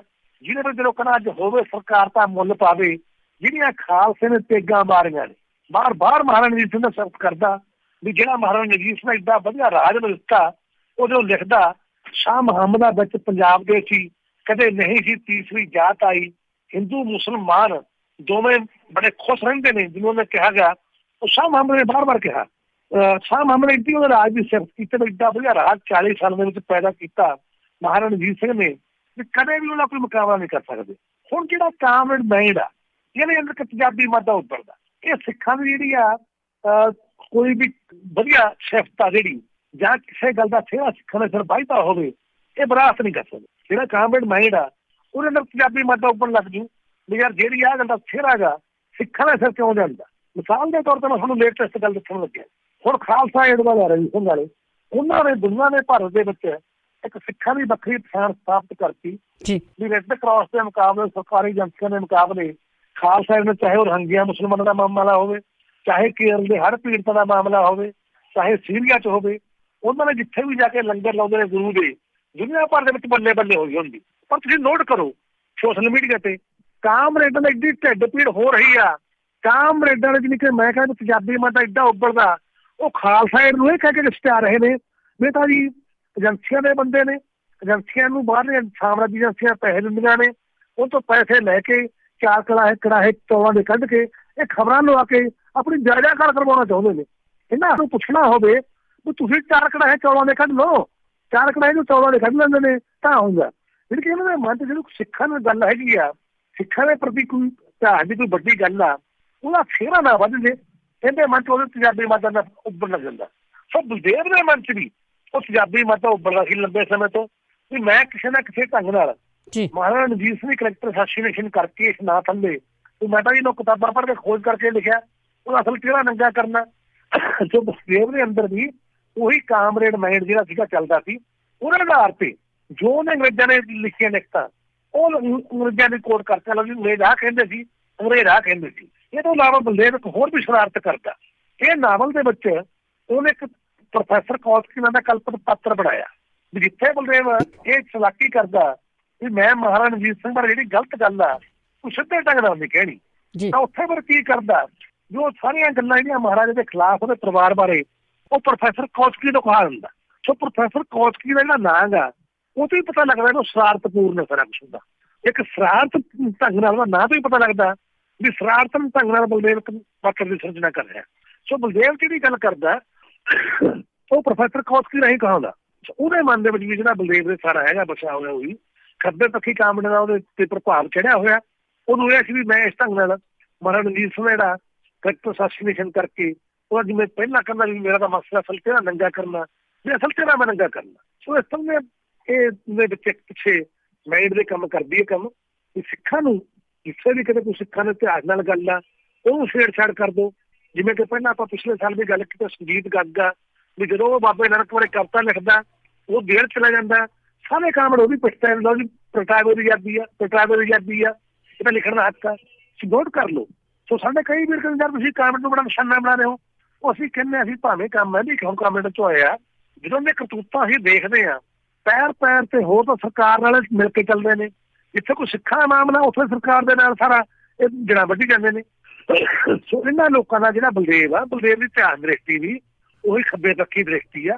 ਤੇ ਸਿੱਖਾਂ ਦਾ ਜਿਹੜਾ ਹੈਗਾ ਗਾ ਉਹ ਕਿਰਦਾਰ ਕੁਸ਼ੀ ਕਰੋ, ਇਸੇ ਨਜ਼ਰੀਏ ਤੋਂ ਇਹਨੇ ਲਿਖਿਆ। ਹੁਣ ਆਪਾਂ ਵੀ ਧਿਆਨ ਦ੍ਰਿਸ਼ਟੀ ਦੀ ਦੂਜੀ ਗੱਲ ਕਰਦੇ ਹਾਂ। ਹੁਣ ਇਹਨੇ ਗੱਲ ਕੀਤੀ ਵੀ ਮੇਰਾ ਇਹ ਜਿਹੜਾ ਨਾਵਲ ਆ ਵੀ ਮੈਂ ਇਹਦੇ ਵਿੱਚ ਕਲਪਨਾ ਤੋਂ ਕੰਮ ਵੀ ਲਿਆ। ਠੀਕ ਆ, ਜਿਹੜਾ ਨਾਵਲ ਇਤਿਹਾਸਕ ਨਾਵਲ ਆ, ਇਤਿਹਾਸਕ ਨਾਵਲ ਦੇ ਵਿੱਚ ਦੋਨੋਂ ਚੀਜ਼ਾਂ ਚੱਲਦੀਆਂ ਹੁੰਦੀਆਂ। ਇੱਕ ਪਾਸੇ ਤੱਥ ਹੁੰਦੇ ਨੇ, ਨਾਲ ਕਲਪਨਾ ਦਾ ਵਿਸਮੇਲ ਲੈਣਾ ਪੈਂਦਾ। ਜਿਵੇਂ ਕਿ ਮਿਸਾਲ ਦੇ ਤੌਰ ਤੇ ਜਿਹੜੀ ਮੇਰੀ ਕਿਤਾਬ ਆ ਕਾਮਾਂ ਦਾ ਟਾਈਮ ਦਾ ਅਸਲੀ ਸੱਚ ਆ, ਉਹਨੂੰ ਮਤਲਬ ਵਿਦਵਾਨਾਂ ਨੇ ਜਨੇਰ ਸਿੰਘ ਵਰਗਿਆਂ ਨੇ ਹਿਸਟੋਰੀਕਲ ਫੈਕਟਸ ਐਂਡ ਇਮੇਜਿਨੇਸ਼ਨ ਦਾ ਸੁਮੇਲ ਕਿਹਾ। ਉਹ ਤੇ ਮੈਂ ਕਲਪਨਾ ਵੀ ਕੀਤੀ ਆ, ਇਤਿਹਾਸਕ ਤੱਥ ਵੀ ਦਿੱਤੇ ਨੇ। ਕਲਪਨਾ ਮੈਂ ਉਹਨਾਂ ਥਾਵਾਂ ਤੇ ਜਾ ਕੇ ਕੀਤੀ ਆ ਵੀ ਜਦੋਂ ਉਹ ਪਾਣੀਆਂ ਦੇ ਵਿੱਚ 3 ਮਹੀਨੇ ਜਹਾਜ਼ ਖੜਾ, ਉੱਥੋਂ ਲੋਕ ਕੀ ਕਰਦੇ ਹੋਣਗੇ, ਆਪਣਾ ਦਿਨ ਕਿਵੇਂ ਬਿਤਾਉਂਦੇ ਹੋਣਗੇ, ਕੀ ਉਹਦੇ ਮਨ ਤੇ ਬੀਤਦੀ, ਉਹ ਮੈਂ ਕਲਪਨਾ ਰਾਹੀਂ ਸਾਰਾ ਸ਼ਿਕਾਰ ਕਰਨ ਦੀ ਕੋਸ਼ਿਸ਼ ਕੀਤੀ ਵੀ ਕਿਵੇਂ ਉਹ ਖੰਡ ਪਾਠ ਕਰਦੇ ਨੇ, ਕਿਵੇਂ ਉੱਥੇ ਢਾਡੀ ਵਾਰਾਂ ਗਾਈਆਂ ਜਾਂਦੀਆਂ, ਕਿਵੇਂ ਲੰਗਰ ਵਰਤਦਾ, ਉਹ ਸਾਰੀਆਂ ਉੱਥੇ ਕਲਪਨਾ ਰਾਹੀਂ ਪੇਸ਼ ਕੀਤੀ ਹੈ। ਸੋ ਲੇਖਕ ਨੂੰ ਕਲਪਨਾ ਤੋਂ ਕੰਮ ਲੈਣਾ ਪੈਂਦਾ। ਇਹਦੇ ਵਿੱਚ ਵੀ ਹੋਰ ਆ ਬਲਵਿੰਦਰ ਜੀ, ਇਹ ਲੇਖਕ ਦੀ ਕਲਪਨਾ ਗੀ ਉਹਦੀ ਕੋਈ ਸੀਮਾ ਗੀ ਜਾਂ ਉਹ ਬੇਮਹਾਰੀ ਆ। ਹੁਣ ਮਹਾਰਾਜਾ ਰਣਜੀਤ ਸਿੰਘ ਵਰਤਾ ਕਹਿੰਦਾ ਵੀ ਮੈਂ ਕਲਪਨਾ ਤੋਂ ਕੰਮ ਲਿਆ ਉਹਦੇ ਕਰੈਕਟਰ ਨੂੰ ਇਸ ਤਰ੍ਹਾਂ ਦਾ ਬਣਾਉਣ ਦਾ ਕਰਕੇ। ਹੁਣ ਜਦੋਂ ਉਹਦੀ ਇਹੀ ਕਰਨ ਨੂੰ ਬਲਦੇਵ ਸਿੰਘ ਆਪਾਂ ਉਹਦਾ ਜਿਹੜਾ ਨਾਵਲ ਆ ਸਤਲੁਜ ਵਹਿੰਦਾ ਰਿਹਾ, ਸ਼ਹੀਦ ਭਗਤ ਸਿੰਘ ਬਾਰੇ ਲਿਖਿਆ, ਉੱਥੇ ਵੀ ਲਾਗੂ ਕਰਾਂਗੇ ਵੀ ਫਿਰ ਉਹਦੀ ਕਲਪਨਾ ਨੂੰ ਉੱਥੇ ਫਿਰ ਜਿੰਦੇ ਕਿਉਂ ਲੱਗ ਜਾਂਦੇ ਨੇ, ਉੱਥੇ ਤਾਂ ਕਲਪਨਾ ਕਰਦਾ ਨਹੀਂਗਾ। ਮਿਸਾਲ ਦੇ ਤੌਰ ਤੇ ਵੀ ਜਦੋਂ ਹੁਣ ਸਾਂਡਰਸ ਦਾ ਕਤਲ ਹੋਇਆ 1930 ਦੇ ਵਿੱਚ ਆਪਣਾ ਇਹ ਲਾਹੌਰ ਦੇ ਵਿੱਚ, ਉਦੋਂ ਬਾਅਦ ਤਾਂ ਆਪਾਂ ਸਾਰੇ ਜਾਣਦੇ ਹਾਂ ਜਿਹੜਾ ਸ਼ਹੀਦ ਭਗਤ ਸਿੰਘ ਆ, ਭਗਵਤੀ ਅੰਦਰ ਬੋਹਰਾ ਸੀ ਜਿਹੜਾ, ਉਹਦੀ ਜਿਹੜੀ ਪਤਨੀ ਸੀ ਦੁਰਗਾ ਭਾਬੀ ਜਿਹਨੂੰ ਕਿਹਾ ਜਾਂਦਾ ਗਾ, ਉਹਦਾ ਬੱਚਾ ਸੀ। ਉਹਦੇ ਨਾਲ ਭੇਸ ਬਦਲ ਕੇ ਬਕਾਇਦਾ ਤੌਰ ਤੇ ਰੇਲ ਗੱਡੀ ਦੇ ਵਿੱਚ ਲਾਹੌਰ ਤੋਂ ਲੈ ਕੇ ਕਲਕੱਤੇ ਤੱਕ ਦਾ ਇੱਕ ਅੰਦਰ ਕੈਬਨ ਬੁੱਕ ਕਰਾਇਆ ਗਿਆ। ਉਹ ਦੋਨਾਂ ਨੇ 5 ਦਿਨ ਉਹ ਕੈਬਨ ਦੇ ਵਿੱਚ ਸਫ਼ਰ ਕੀਤਾ।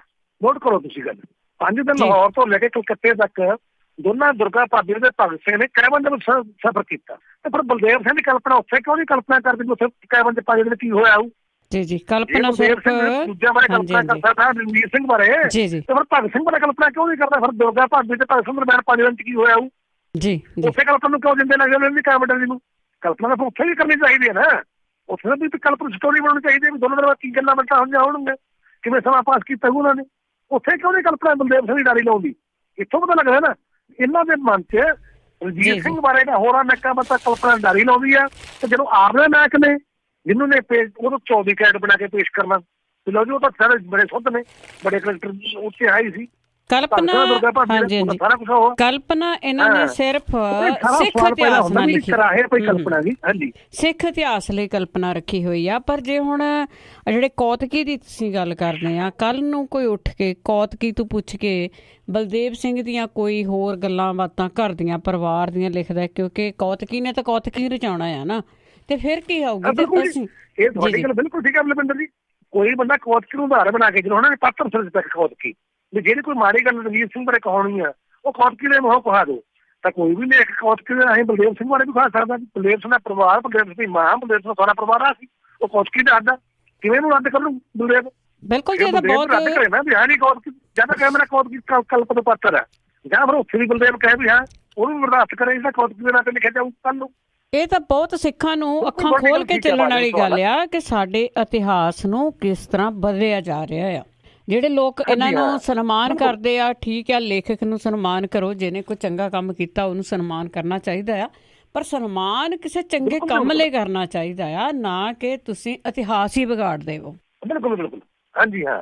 ਸੋ ਇਹ ਜਿਹੜੀ ਗੱਲ ਆਪਾਂ ਬਲਦੇਵ ਦੀ ਗੱਲ ਇਸ ਤਰ੍ਹਾਂ ਕਰਦੇ ਹਾਂ, ਹੁਣ ਜੋ ਬਲਦੇਵ ਦੀ ਆਪਾਂ ਗੱਲ, ਦੋ ਕਾਮਰੇਡਾਂ ਬਾਰੇ ਨਾਵਲ ਆ, ਰੜਦੂ ਖਾਨ ਬਾਰੇ ਮੈਂ ਪਾਸ ਤਾਂ ਨਹੀਂ ਜਾਣਾ ਜੀ, ਤੇ ਦੂਜਾ ਹੈਗਾ ਗੁਰਬਖਸ਼ ਸਿੰਘ ਬਾਰੇ ਕਾਲੇ ਪਾਣੀ ਦਾ ਸੱਚਾ ਮੋਤੀ।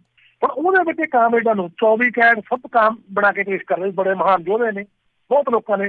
ਹੁਣ ਸਾਨੂੰ ਇਹ ਪਤਾ ਵੀ ਜਿਹੜੀ ਸੀਪੀ ਭਾਰਤੀ ਕਮਿਊਨਿਸਟ ਪਾਰਟੀ ਨਾਲ ਇਹ ਦੋਨੇ ਕਾਮਰੇਡ ਸਮਝ ਰਹੇ ਨੇ, ਉਹ ਪੂਰੀ ਤਰ੍ਹਾਂ ਭਾਰਤੀ ਸਟੇਟ ਦਾ ਅੰਗ ਬਣ ਚੁੱਕੀ ਆ।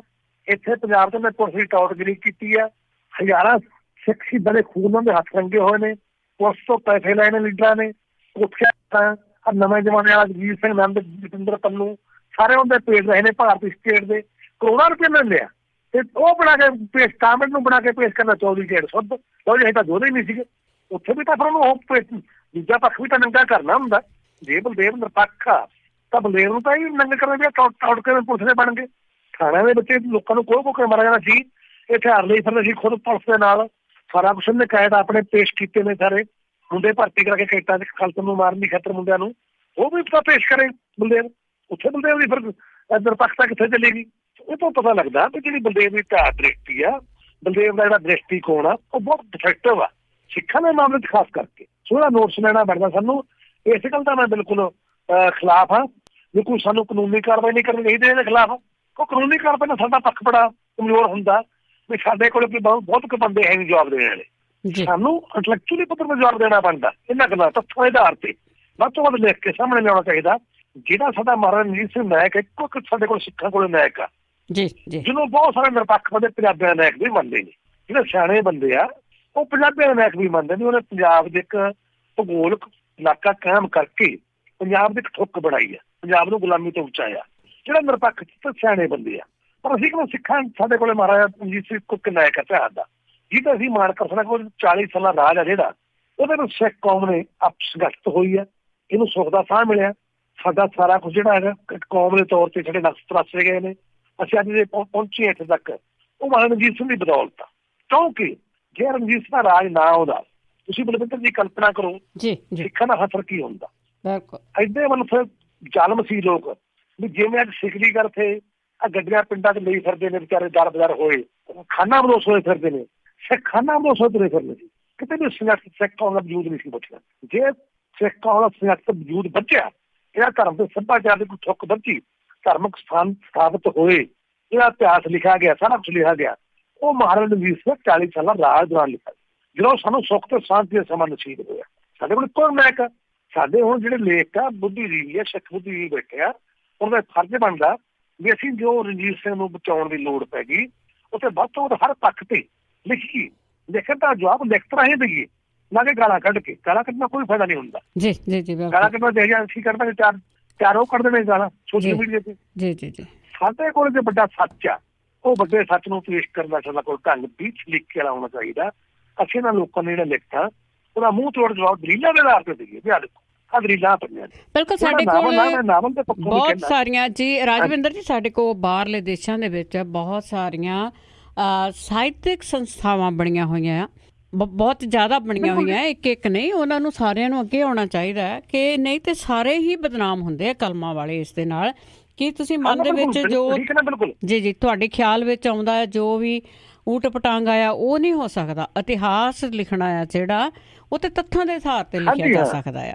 ਸੋ ਅਸੀਂ ਸਾਰਿਆਂ ਨੂੰ ਰਿਕੁਐਸਟ ਵੀ ਕਰਦੇ ਹਾਂ, ਬਹੁਤ ਵਧੀਆ ਆਈਡੀਆ ਤੁਹਾਡਾ ਜੀ, ਹੈ ਤੱਥਾਂ ਦੇ ਆਧਾਰ ਤੇ। ਪਰ ਜਿਹੜੀ EH ਕਾਰ ਤੇ ਕੀਥ ਜੈਨ ਕਹਿੰਦੇ ਨੇ ਤੱਥ ਵੀ ਪਰ ਲੇਖ ਦੀ ਕਹਾਣੀ ਦਾ ਤੱਥ ਕਿਹੜਾ ਚੁਣਦਾ, ਕੀ ਉਹ ਮਾੜੇ ਤੱਥ ਚੁਣਦਾ ਕਿ ਸਹੀ ਤੱਥ ਚੁਣਦਾ? ਤੱਥਾਂ ਨੇ ਵੀ ਕਹਾ ਲੇਖ ਦੀ ਚੋਣ ਹੈ ਨਾ। ਹੁਣ ਜਿਹੜੀ ਬਲਦੇਵ ਸਿੰਘ ਨੇ ਤੱਥਾਂ ਦੇ ਆਧਾਰ ਤੇ ਲਿਖਿਆ, ਠੀਕ ਹੈ, ਤੱਥਾਂ ਦੇ ਆਧਾਰ ਤੇ ਲਿਖਿਆ, ਪਰ ਤੱਥ ਨੇ ਅੰਗਰੇਜ਼ਾਂ ਨੇ ਚੁਣੇ ਨੇ, ਜਿਹੜੇ ਅੰਗਰੇਜ਼ ਕਰੈਕਟਰ ਕਰਨਾ ਚਾਹੁੰਦੇ ਨੇ। ਇੱਧਰ ਇੱਕ ਹੋਰ ਵੀ ਗੱਲ ਆ, ਜਿਹੜੀ ਕਾਮੇਡੀ ਦੀ ਪ੍ਰੋਬਲਮ ਆ ਨਾ, ਇਹ ਦੂਲਾ ਦੋਗਲਾ ਕਿਰਦਾਰ ਨਿਭਾਉਂਦੇ ਨੇ। ਜੇ ਤਾਂ ਮਹਾਰਾਜਾ ਰਣਜੀਤ ਸਿੰਘ ਪਰ ਅੰਗਰੇਜ਼ਾਂ ਨੇ ਲਿਖਿਆ ਮਾੜਾ, ਉਹਦਾ ਨਾਲ ਉਹਦੀ ਅੰਗਰੇਜ਼ਾਂ ਨੇ ਸਹੀ ਲਿਖਿਆ, ਕਹਿੰਦੇ ਬੁੱਲ ਬੁੱਲ ਬੁੱਲ ਬੁੱਲ ਅੰਗਰੇਜ਼ਾਂ ਨੇ ਆਹ ਲਿਖਿਆ। ਤੇ ਜਦੋਂ ਫਿਰ ਅੰਗਰੇਜ਼ ਜਿਹੜੇ ਆ ਭਗਤ ਸਿੰਘ ਬਾਰੇ ਲਿਖਦੇ ਨੇ, ਉਹ ਬਦਮਾਸ਼ ਸੀ, ਉਹ ਆਹ ਸੀ, ਉਹ ਕਹਿੰਦੇ ਅੰਗਰੇਜ਼ ਮਾਰੇ ਆ। ਉਦੋਂ ਜਿਹੜਾ ਜਲਿਆਂ ਵਾਲੇ ਬਾਗ ਬਾਰੇ ਲਿਖਿਆ, ਉਦੋਂ ਹੀ ਅੰਗਰੇਜ਼ ਮਾਰੇ ਆ। ਫਿਰ ਉਦੋਂ ਅੰਗਰੇਜ਼ ਮਾਰੇ ਆ। ਜੇ ਸਿੱਖਾਂ ਬਾਰੇ ਮਾੜਾ ਲਿਖਿਆ, ਉਹ ਚੰਗੇ ਅੰਗਰੇਜ਼। ਕਹਿੰਦੇ ਦੋਨੋਂ ਹੱਥੀ ਲੱਡੂ ਨੇ, ਇਹ ਦੋਗਲਾ ਕਿਰਦਾਰ ਆ। ਜੇ ਤਾਂ ਇਹਨਾਂ ਦੇ ਬਾਰੇ ਬੰਦਿਆਂ ਬਾਰੇ ਅੰਗਰੇਜ਼ਾਂ ਨੇ ਮਾੜਾ ਲਿਖਤਾ, ਉਹ ਤਾਂ ਅੰਗਰੇਜ਼ ਬੱਲੇ ਬੱਲੇ ਬੱਲੇ ਇਹਦਾ ਰਾਖਸ਼ ਨੇ, ਇਹਦਾ ਬਹੁਤ ਭੈੜੇ ਅੰਗਰੇਜ਼ ਸਾਮਰਾਜੀ ਆ, ਝੂਠ ਲਿਖਦੇ ਨੇ। ਤੇ ਜਦੋਂ ਸਿੱਖਾਂ ਬਾਰੇ ਲਿਖਦਾ, ਫਿਰ ਅੰਗਰੇਜ਼ ਬਹੁਤ ਚੰਗੇ ਨੇ ਜੀ, ਇਹਦਾ ਬੜੇ ਵਧੀਆ ਨੇ। ਸੋ ਇਸ ਕਰਕੇ ਇਹਨਾਂ ਜਿਹੜਾ ਕਿਰਦਾਰ ਦੂਰ ਆ, ਇਹਦਾ ਨਾ ਮਾਈਂਡ ਕਲੋਨਾਈਜ਼ ਹੋ ਚੁੱਕਾ। ਜਿਹੜੀ ਪੱਛਮ ਦੀ ਟਰਮ ਆ, ਮਾਈਂਡ ਕਲੋਨਾਈਜ਼ ਹੋ ਜਾਣਾ। ਸੋ ਜਿਹੜਾ ਮਾਈਂਡ ਹੀ ਕਲੋਨਾਈਜ਼ ਹੋ ਚੁੱਕਿਆ, ਉਹ ਆਪਾਂ ਪਹਿਲਾਂ ਹੀ ਦੇਖਣਾ ਵੀ ਸਿੱਖੀ ਪ੍ਰਤੀ, ਸਿੱਖਾਂ ਦੇ ਦਰਦ ਪ੍ਰਤੀ ਦੇ ਮਨ 'ਚ ਕੀ ਨਫ਼ਰਤ ਆ। ਹੁਣ ਤੁਸੀਂ ਪੰਜਾਬ ਦੇ ਹਾਲਾਤ ਦੇਖ ਲਓ, ਪਿਛਲੇ 2-3 ਮਹੀਨਿਆਂ ਤੋਂ ਜਿਹੜੀਆਂ ਮਤਲਬ ਗੁਰੂ ਗ੍ਰੰਥ ਸਾਹਿਬ ਦੀਆਂ ਬੇਅਦਬੀਆਂ ਹੋਈਆਂ ਥਾਂ ਥਾਂ, ਬਰਗਾੜੀ ਮੋਰਚਾ ਲੱਗਾ, ਪੂਰਾ ਸਿੱਖ ਕੌਮ ਦਾ ਸਾਰਾ ਮਾਈਂਡ ਉਹਨੇ ਮੰਨਿਆ ਹੋਇਆ, ਸਾਰਾ ਮਸਲਾ ਭਖਿਆ ਹੋਇਆ। ਜਿਹੜੇ ਪੰਜਾਬ ਦੇ ਜਿਹੜੀਆਂ ਕਈ ਜਮਹੂਰੀ ਜਥੇਬੰਦੀਆਂ ਕਾਮੇਡ ਦੀਆਂ, ਉਹਦਾ ਇੱਕ ਵੀ ਕੋਈ ਬਿਆਨ ਨਹੀਂ। 10-15 ਕਿਸਾਨ ਯੂਨੀਅਨਾਂ ਨੇ ਕੋਈ ਬਿਆਨ ਨਹੀਂ, ਵੀ ਪ੍ਰੇਮੀਆਂ ਨੇ ਕੋਈ ਪਰਚਾ ਦਰਜ ਕਰੋ, ਕੋਈ ਬਾਦਲਾਂ ਬਾਰੇ ਬਿਆਨ ਨਹੀਂ ਨਾ, ਉਹ ਆਪਣੇ ਡੋਡ ਵੀ ਅੱਡ ਪਈ ਜਾਂਦੀਆਂ। ਜੀ ਖਰੇ ਮਸਲਾ ਕੋਈ ਸੁਣਦੀ ਨਹੀਂ। ਲਓ ਜੀ, ਅਸੀਂ ਬਹੁਤ ਵੱਡੇ ਮਹਾਨ ਇਨਕਲਾਬੀ ਹੈ। ਜਿਹੜੇ ਸਿੱਖਾਂ ਦਾ ਏਡਾ ਵੱਡਾ ਜ਼ਿੰਦਗੀ ਮੌਤ ਦੀ ਲੜਾਈ ਲੜ ਰਿਹਾ ਇੱਕ ਭਾਈਚਾਰਾ, ਉਹ ਤਾਂ ਤੁਹਾਡਾ ਜ਼ਰੂਰ ਕਿ ਉਹ ਦੱਸੋ ਜੀ। ਇਸ ਤਰ੍ਹਾਂ ਦੀ ਸਿਚੁਏਸ਼ਨ ਬਣੀ ਹੋਈ ਆ। ਸੋ ਮੈਂ ਤਾਂ ਇਹੀ ਗੱਲ ਕਹੂੰਗਾ ਵੀ ਇਹ ਜਿਹੜੇ ਬਹੁਤ ਬੰਦੇ ਆ, ਉਹਨੂੰ ਸਾਹਮਣੇ ਆਉਣਾ ਚਾਹੀਦਾ। ਜਿਹੜਾ ਮੇਰਾ ਨਜ਼ਰੀਆ, ਮੈਂ ਬਗੈਰ ਕੋਈ ਪੱਖਪਾਤ ਤੋਂ ਮਤਲਬ ਉੱਚਾ ਉੱਠ ਕੇ ਗੱਲ ਕਹਿਣਾ ਚਾਹੁੰਦਾ ਵੀ ਬਲਦੇਵ ਸਿੰਘ ਦਾ ਨਾਵਲ ਮੇਰੇ ਨਾਲ ਤੇ ਨਾਵਲ ਹੀ ਨਹੀਂ ਜੀ। ਕਲਾਤਮਕ ਪੱਖੋਂ ਬਹੁਤ ਹੀਰਾ, ਇਹ ਤਾਂ ਅਖਬਾਰੀ ਰਿਪੋਰਟਿੰਗ ਆ ਉਹਦੀ। ਜਿਹੜਾ ਨਾਵਲ ਦਾ ਇੱਕ ਆਪਾਂ ਪੈਰਾਮੀਟਰ ਨਾਵਲ ਦਾ, ਇਹ ਨਾ ਉਹ ਤੇ ਵੀ ਪੂਰਾ ਨਹੀਂ ਉਤਰਦਾ। ਜਿਹੜੀ ਕਲਾਤਮਕ ਢੰਗ ਨਾਲ ਆਪਾਂ ਨਾਵਲ ਨੂੰ ਜਿਹਦਾ ਦੇ ਆਧਾਰ ਤੇ ਕੋਈ ਰਚਨਾ ਨਾਵਲ ਦਾ ਦਰਜਾ ਹਾਸਲ ਕਰਦੀ ਹੈ ਕਿ ਨਹੀਂ ਕਰਦੀ, ਜਦੋਂ ਆਪਾਂ ਉਸ ਸਿਧਾਂਤ ਅਨੁਸਾਰ ਪਰਖਾਂਗੇ, ਉਸ ਤੋਂ ਵੀ ਬਲਦੇਵ ਦਾ ਨਾਵਲ ਸੂਰਜ ਦੇ ਪੂਰਾ ਨਹੀਂ ਉਤਰਦਾ। ਇਹ ਸਿਰਫ ਅਖਬਾਰੀ ਰਿਪੋਰਟਿੰਗ ਆ, ਜੋ ਇਤਿਹਾਸ ਦੀ ਅਖਬਾਰੀ ਰਿਪੋਰਟਿੰਗ ਆ, ਉਹ ਵੀ ਘਟੀਆ ਕਿਸਮ ਦੀ ਉਲੰਡਾ ਗਾ। ਇਸ ਕਰਕੇ ਇਹਨਾਂ ਨੂੰ ਢਾਹਾਂ ਜਿਹੜਾ ਕਮੇਟੀਆਂ ਨਾਮ ਦਿੱਤਾ ਕੈਨੇਡਾ ਵਾਲੀ ਨੇ, ਬਰਜਿੰਦਰ ਢਾਹਾਂ ਨੇ, ਉਹਨੇ ਜਿਹੜੇ ਮਤਲਬ ਸਲਾਹਕਾਰ ਨੇ ਜਾਂ ਪਾਰਕੂ ਆ, ਡਾਕਟਰ ਰਘਵੀਰ ਸਿੰਘ ਜਿਹੜਾ ਸਰਜਨਾਂ ਦਾ ਜਿਵੇਂ ਕਰਦੇ ਆ, ਮੈਂ ਸਮਝਦਾ ਵੀ ਜਿਹੜੀ ਉਹਦੀ ਦ੍ਰਿਸ਼ਟੀ ਆ ਨਾਵਲ ਪਰਖਣ ਵਾਲੀ ਦੀ, ਉਹ ਵੀ ਬਹੁਤ ਨੀਵੇਂ ਪੱਧਰ ਤੇ ਖੜੀ ਆ। ਨਾਵਲ ਤੇ ਉਹਨੂੰ ਵੀ ਪਰਖੇ ਨਹੀਂ, ਇਹਨੇ ਵਿਸ਼ੇ ਪਾਸੇ ਤੋਂ ਵੱਖਰਾ ਰੱਖ ਦੋ, ਇਹ ਇੱਕ ਪਾਸੇ ਰੱਖਣਗੇ ਤਾਂ ਵੀ ਜਿਹੜੀ ਉਹਦੀ ਰਘਵੀਰ ਸਿੰਘ ਦੀ ਦ੍ਰਿਸ਼ਟੀ ਆ ਨਾਵਲ ਨੂੰ ਪਰਖਣ ਦੀ, ਪਿਛਲੇ ਲਗਾਤਾਰ 3 ਸਾਲ ਤੋਂ ਮੈਂ ਦੇਖ ਰਿਹਾ ਨਾਵਲ ਦੇ ਪੱਧਰ ਤੇ ਬਹੁਤ ਹੀ ਘਟੀਆ ਕਿਸਮ ਦਾ ਰਚਨਾਵਾਂ ਕਲਾਤਮਕ ਪੱਖੋਂ ਉਹਨੂੰ ਲਗਾਤਾਰ ਨਾਮ ਦੇ ਰਹੇ ਨੇ। ਐਡਾ ਵੱਡਾ ਨਾਮ ਹੋਵੇ, ਇਹਦੀ ਖਤਰਨਾਕ ਬਹੁਤ ਵੱਡੇ ਪਾਰਕ ਜਿਹੜੇ ਨਾਵਲ ਦੇ ਜਿਹਦੀ ਮਾਸਟਰੀ ਆ, ਜਿਹਨੂੰ ਵਿਸ਼ਵ ਨਾਵਲ ਪੜ੍ਹਿਆ, ਜਿਵੇਂ JB ਗੋਇਲ, ਜੰਗ ਬਹਾਦਰ ਗੋਇਲ ਚੰਡੀਗੜ੍ਹ ਦੇ ਵਿੱਚ, ਜਿਹਨੇ ਵਿਸ਼ਵ ਦੇ ਨਾਵਲ ਪੜ੍ਹੇ ਨੇ, ਜਾਂ ਹੋਰ ਡਾਕਟਰ ਹਰਭਜਨ ਸਿੰਘ ਭਾਟੀਆ ਬੈਠਾ ਅੰਮ੍ਰਿਤਸਰ ਦੇ ਵਿੱਚ, ਜਾਂ ਉੱਥੇ ਹੋਰ ਨਾਵਲ ਦੇ ਜਿਹਨੇ ਵੱਡੇ ਆਲੋਚਕ ਨੇ ਨਾਵਲ ਦੇ, ਉਹਨੇ ਨਾਵਲ ਤੇ ਕੰਮ ਕੀਤਾ, ਉਹਨਾਂ ਵਿਦਵਾਨਾਂ ਦੀ ਰਾਏ ਲਈ ਜਾਵੇ ਘੱਟੋ ਘੱਟ ਜਿਹੜੀ ਰਚਨਾ ਗੀ ਇਹ ਨਾਵਲ ਦੇ ਸਿਧਾਂਤ ਦਾ ਪੂਰੀ ਉਚਰਦੀ ਹੋਵੇ ਨਾ। ਜਿਹਨੂੰ ਨਾਵਲ ਮੰਨ ਕੇ ਤੁਸੀਂ ਨਾਮ ਦਿੰਦੇ ਆ, ਨਾਵਲ ਤਾਂ ਹੋਵੇ ਨਾ, ਇਹ ਨਾਵਲ ਵੀ ਹੈ ਨਹੀਂ। ਇਸ ਕਰਕੇ ਜਿਹੜਾ ਪਤਾ ਲੱਗਦਾ ਵੀ ਜਿਹੜਾ ਨਾਮ ਦਿੱਤਾ ਗਿਆ, ਨਾਮ ਇਹ ਜਾਣ ਬੁੱਝ ਕੇ ਇੱਕ ਘਟੀਆ ਰਚਨਾ ਨੂੰ ਨਾਵਲ ਕਹਿ ਕੇ ਦਿੱਤਾ ਗਿਆ। ਤੇ ਜਿਹੜੇ ਰਘਵੀਰ ਸਿੰਘ ਉਹਦੀ ਸਰਜਣਾਗੇ, ਉਹ ਕੋਈ ਬਹੁਤਾ ਵੱਡਾ ਆਲੋਚਕ ਤਾਂ ਹੈ ਨਹੀਂ ਰਘਵੀਰ ਸਿੰਘ ਵਿਚਾਰਾ, ਸਿਰਫ ਇਸ ਕਰਕੇ ਉਹਦੀ ਹੈਗੀ ਆ ਮਾੜੀ ਮੋਟੀ ਜਿਹੜੀ ਉਸ ਸੀ ਉਹ ਸਰਜਣਾ ਦਾ ਪਰਚਾ ਕਰਦਾ ਲੰਬੇ ਸਮੇਂ ਤੋਂ। ਕੋਈ ਵੱਡੇ ਆਲੋਚਕਾਂ ਉਹਦਾ ਜਾਂ ਵੱਡੇ ਵਿਦਵਾਨਾਂ ਤਾਂ ਸਮਾਰ ਨੇ ਰਘਵੀਰ ਸਿੰਘ ਦਾ। ਸੋ ਜਿਹੜਾ ਰਘਵੀਰ ਸਿੰਘ ਵਰਗੇ ਹੈਗੇ ਆ, ਉਹਨਾਂ ਦਾ ਸਾਹਿਤ ਦਾ ਜਿਹੜਾ ਪਰਖੀ ਅੱਖ ਆ, ਉਹ ਸੀਮਤ ਕਿਸਮ ਦੀ ਅੱਖ ਰਘਵੀਰ ਸਿੰਘ ਦੀ। ਸੋ ਰਘਵੀਰ ਸਿੰਘ ਇੱਕ ਖਾਸ ਵਿਚਾਰਧਾਰਾ ਜੁੜਿਆ ਵਾ, CPI ਨਾਲ ਲੰਬੇ ਸਮੇਂ ਜੁੜਿਆ ਵਾ, CPI ਨਾਲ ਉਹਦਾ ਸਹੁਰਾ ਜੁੜਿਆ ਵਾ ਸੀ। ਉਹਦੀ ਦ੍ਰਿਸ਼ਟੀ ਜਿਹੜੀ ਰਘਵੀਰ ਸਿੰਘ ਦੀ ਆ, ਉਹ ਕੋਈ ਬਹੁਤੀ ਮਤਲਬ ਨਿਰਪੱਖ ਦ੍ਰਿਸ਼ਟੀ ਨਹੀਂ ਗੀ। ਸੋ ਇਸ ਕਰਕੇ ਜਿਹੜੀ ਰਘਵੀਰ ਸਿੰਘ ਵਰਗੇ ਦੀ ਚੋਣ ਆ, ਮੈਂ ਸਮਝਦਾ ਵੀ ਇਹ ਬੜੀ ਘਟੀਆ ਕਿਸਮ ਦੀ ਚੋਣ ਆ। ਉਹ ਚੋਣ ਤੇ ਜਿਹੜੇ ਵਿਦਵਾਨ ਆ ਨਾਵਲ ਦੇ ਖੇਤਰ ਵਿੱਚ, ਹੋਰ ਅਕਾਦਮਿਕ ਵਿਦਵਾਨ ਬੈਠੇ ਆ, ਉਹਨੂੰ ਇਸ ਗੱਲ ਤੇ ਬੋਲਣਾ ਚਾਹੀਦਾ ਵੀ ਇਹ ਨਾਵਲ ਦੇ ਮਿਆਰਾਂ ਵੀ ਨਹੀਂ ਪੂਰਾ ਉਤਰਦਾ। ਸੋ ਜਿਹੜੀ ਚੋਣ ਆ ਰਘਵੀਰ ਨੇ ਕੀਤੀ ਆ, ਬਿਲਕੁਲ ਉਹ ਪੈਸਾ ਖਰਾਬ ਕਰਨ ਲਈ ਕੀਤੀ ਆ, ਜਾਂ ਉਹਨੇ ਕਿਸੇ ਫਿਲਮ ਦਾ ਰਾਜਨੀਤਿਕ ਮਕਸਦ ਰਘਵੀਰ ਹੋਣ ਦਾ ਸਿੱਖਾਂ ਨੂੰ ਚੜਾਉਣਾ ਅੱਜ ਤੱਕ ਰਜਿਸਟਰ ਕਰਨੀ ਆ, ਚਾਹੇ ਉਹ ਕਿਸੇ ਨੂੰ ਦੋ ਨਾਮ, ਚਾਹੇ ਉਹ ਤੇ ਨਾਵਲ ਹੋਵੇ ਨਾ ਹੋਵੇ, ਚਾਹੇ 4 ਕਾਗਜ਼ ਇਕੱਠੇ ਕੀਤੇ ਹੋਣ, ਇਹਦਾ ਸਿੱਖਾਂ ਨੂੰ ਚੜਾਉਣਾ, ਰਣਜੀਤ ਦੀ ਕਰੈਕਟਰ ਅਸੈਸੀਨੇਸ਼ਨ ਕਰਨੀ ਹੈ, ਜੇ ਤਾਂ ਇਹ ਮਕਸਦ ਆ ਤਾਂ ਉਹ ਬਿਲਕੁਲ ਉਹਨੂੰ ਅਸੀਂ ਕੁਛ ਨਹੀਂ ਕਰ ਸਕਦੇ, ਉਹਨੂੰ ਆਪਦਾ ਕਰਨ ਦਿਓ। ਪਰ ਜੇ ਉਹ ਕਹਿੰਦੇ ਅਸੀਂ ਨਾਵਲ ਨੂੰ ਦਿੱਤਾ ਤਾਂ ਇਹ ਵਿਦਵਾਨਾਂ ਦਾ ਫਰਜ਼ ਬਣਦਾ ਵੀ ਇਸ ਰਚਨਾ ਨੂੰ ਨਾਵਲ ਦੇ ਮਿਆਰਾਂ ਤੇ ਪਰਖਣ, ਤੇ ਨਾਵਲ ਦੇ ਮਿਆਰ ਤੇ ਪੂਰੀ ਉੱਤਰ ਦੇਊਗੀ। ਬਿਲਕੁਲ ਜੀ, ਸਾਰਿਆਂ ਨੂੰ ਰਿਕਵੈਸਟ ਵੀ ਕਰਦੇ ਆ। ਸਿੱਖਾਂ ਲਈ ਨਹੀਂ ਬਣਦਾ, ਜਿਹੜੇ ਹੋਰ ਸਾਹਿਤ ਦੇ ਪਾਰਖੂ ਨੇ, ਜਿਹੜੇ ਕੇਂਦਰੀ ਪੰਜਾਬੀ ਲੇਖ ਸਭਾ ਨਾਲ ਜੁੜੇ ਹੋਏ ਲੇਖਕ ਨੇ, ਯੂਨੀਵਰਸਿਟੀਆਂ ਦੇ ਬੈਠੇ ਨੇ, ਉਹਨਾਂ ਦਾ ਫਰਜ਼ ਬਣ ਗਿਆ ਵੀ ਇਹਨੂੰ ਪਰਖਣ ਦਾ ਸਹੀ ਰਚਨਾ ਨੂੰ, ਵੀ ਨਾਵਲ ਤੇ ਪੂਰੀ ਉਤਰਦੀ ਕਿ ਨਹੀਂ ਉਤਰਦੀ। ਕਹੇ ਵੀ ਮੂੰਹਾਂ ਨੂੰ ਮਿਲਾ ਦੇ, ਜਾਣ ਬੁੱਝ ਕੇ ਕਿਸੇ ਅਟੈਂਸ਼ਨ ਦਾ ਨਾਮ ਦਿੱਤਾ ਗਿਆ ਜੀ। ਪਿਛਲੇ ਵਾਰ ਵੀ ਨਾਮ ਦਿੱਤਾ ਗਿਆ ਸਟੋਰੀ ਦੀ ਕਿਤਾਬ ਕਥਾ ਇੱਕ ਪਿੰਡ ਨੂੰ, ਉਦੋਂ ਪਹਿਲਾਂ ਲੋਕਾਂ ਨਾਵਲ ਤੇ ਦਿੱਤਾ ਗਿਆ। ਮੈਂ ਕਿੰਨੀਆਂ ਰਚਨਾਵਾਂ ਪੜ੍ਹੀਆਂ, ਕਿੰਨੇ ਘਟੀਆ ਦਰਜੇ ਦੀਆਂ ਰਚਨਾਵਾਂ ਜਿਹੜੀਆਂ ਨਾਵਲ ਦੇ ਮਿਆਰ ਤੇ ਪੂਰੀਆਂ ਨਹੀਂ ਉਤਰਦੀਆਂ। ਇਸ ਮਾਮਲੇ 'ਚ ਜਿਹੜੇ ਨਾਵਲ ਦੇ ਮਾਸਟਰ ਬੰਦੇ ਨੇ, ਉਹਨਾਂ ਨਾਲ ਬਹਿਸ ਕਰਨ ਲਈ ਤਿਆਰ ਹੈ, ਜਿੱਥੇ ਮਰਜ਼ੀ ਆ ਜਾਓ। ਮੈਂ ਕਹੂੰਗਾ ਨਾਵਲ ਤੇ ਪੂਰੇ ਨਹੀਂ ਉਤਰਦੇ ਮਿਆਰ ਤੇ। ਜੀ ਬਿਲਕੁਲ, ਅਸੀਂ ਕੋਸ਼ਿਸ਼ ਵੀ ਕਰਾਂਗੇ, ਜੇ ਕੋਈ ਤਿਆਰ ਹੋਇਆ ਤੇ ਜ਼ਰੂਰ ਬਹਿਸ ਵੀ ਕਰਾਵਾਂਗੇ। ਤੁਹਾਡਾ ਬਹੁਤ ਬਹੁਤ ਧੰਨਵਾਦ ਆ ਕਿ ਤੁਸੀਂ ਹਰੇਕ ਕਿਤਾਬ ਨੂੰ ਦੇਖਦੇ ਹੋ। ਹਾਂਜੀ, ਬਹੁਤ ਬਹੁਤ ਧੰਨਵਾਦ ਹੈ ਤੁਹਾਡਾ ਜੀ, ਬਹੁਤ ਮਿਹਰਬਾਨੀ ਜੀ। ਦੁਬਾਰਾ ਫਿਰ ਫਤਿਹ ਪ੍ਰਵਾਨ ਕਰੋ। ਵਾਹਿਗੁਰੂ ਜੀ ਕਾ ਖਾਲਸਾ, ਵਾਹਿਗੁਰੂ ਜੀ ਕੀ ਫਤਿਹ। ਤੇ ਜੀ ਸਰੋਤੇ, ਜਿਸ ਤਰ੍ਹਾਂ ਉਹਨਾਂ ਨੇ ਚੰਗੀ ਤਰ੍ਹਾਂ ਚਾਨਣਾ ਪਾਇਆ ਆ ਬਲਦੇਵ ਸਿੰਘ ਸੜਕਨਾਮਾ ਦੇ ਨਾਵਲ 'ਤੇ ਸੂਰਜ ਦੀ ਅੱਖ, ਜਿਸ ਦੇ ਵਿੱਚ ਮਹਾਰਾਜਾ ਰਣਜੀਤ ਸਿੰਘ ਅਤੇ ਉਹਨਾਂ ਦੇ ਪਰਿਵਾਰ ਬਾਰੇ ਬਹੁਤ ਗਲਤ ਗੱਲਾਂ ਲਿਖੀਆਂ ਗਈਆਂ ਸਾਨੂੰ ਸਾਰਿਆਂ ਨੂੰ ਹੀ, ਕਿਉਂਕਿ ਜੋ ਸਾਡੇ ਸਾਹਮਣੇ ਹੋ ਰਿਹਾ ਆ, ਅੱਜ ਤੱਕ ਲੜਾਈਆਂ ਹੋ ਰਹੀਆਂ ਕਿ ਸਾਡੇ ਇਤਿਹਾਸ ਦੇ ਵਿੱਚ, ਸਾਡਾ ਇਤਿਹਾਸ ਕਿਸੇ ਨੇ ਲਿਖਿਆ ਸੀ, ਉਹਦੇ ਵਿੱਚ ਬਹੁਤ ਜ਼ਿਆਦਾ ਰਲਗੱਡ ਹੋ ਗਈ ਆ। ਹੁਣ ਸਾਡੀਆਂ ਅੱਖਾਂ ਦੇ ਸਾਹਮਣੇ ਆ, ਸਾਨੂੰ ਦੱਸਣ ਵਾਲੇ ਵੀ ਆ, ਜਿਨ੍ਹਾਂ ਨੇ ਪੜ੍ਹਿਆ ਵੀ ਆ, ਕ੍ਰਿਟਿਕਸ ਵੀ ਹੈਗੇ ਆ, ਅਤੇ ਉਹਨਾਂ ਦੇ ਜੋ ਉਹ ਦੱਸਦੇ ਆ, ਸਾਨੂੰ ਖੁਦ ਨੂੰ ਉਹਦੇ 'ਤੇ ਧਿਆਨ ਜ਼ਰੂਰ ਦੇਣਾ ਚਾਹੀਦਾ ਹੈ। ਨਹੀਂ ਤਾਂ ਹੋਰ ਸਾਡੇ ਆਉਣ ਵਾਲੀਆਂ ਪੀੜ੍ਹੀਆਂ ਇਹੀ ਕਹਿਣਗੀਆਂ ਸਾਨੂੰ ਕਿ ਮਹਾਰਾਜਾ ਰਣਜੀਤ ਸਿੰਘ ਤਾਂ ਇਸ ਤਰ੍ਹਾਂ ਦਾ ਸੀ ਜਿਹੜਾ ਤੁਸੀਂ ਮਾਣ ਕਰਦੇ ਆ ਕਿ ਸਿੱਖਾਂ ਨੇ ਰਾਜ ਕੀਤਾ ਹੈ। ਸੋ ਅਸੀਂ ਸਾਰਿਆਂ ਨੂੰ ਰਿਕੁਐਸਟ ਕਰਦੇ ਹਾਂ ਕਿ ਜਿਸ ਤਰ੍ਹਾਂ ਦੀ ਵੀ ਕੋਈ ਗੱਲ ਹੁੰਦੀ ਹੈ ਇਸ ਤਰ੍ਹਾਂ ਦੀ, ਉਸ 'ਤੇ ਨੋਟਿਸ ਜ਼ਰੂਰ ਲਿਆ ਕਰੋ। ਹੁਣ ਸਾਰੇ ਹੀ ਸਰੋਤਿਆਂ ਨੂੰ ਬਲਵਿੰਦਰ ਕੌਰ ਵੱਲੋਂ ਵੀ ਪਿਆਰ ਭਰੀ ਸਤਿ ਸ੍ਰੀ ਅਕਾਲ।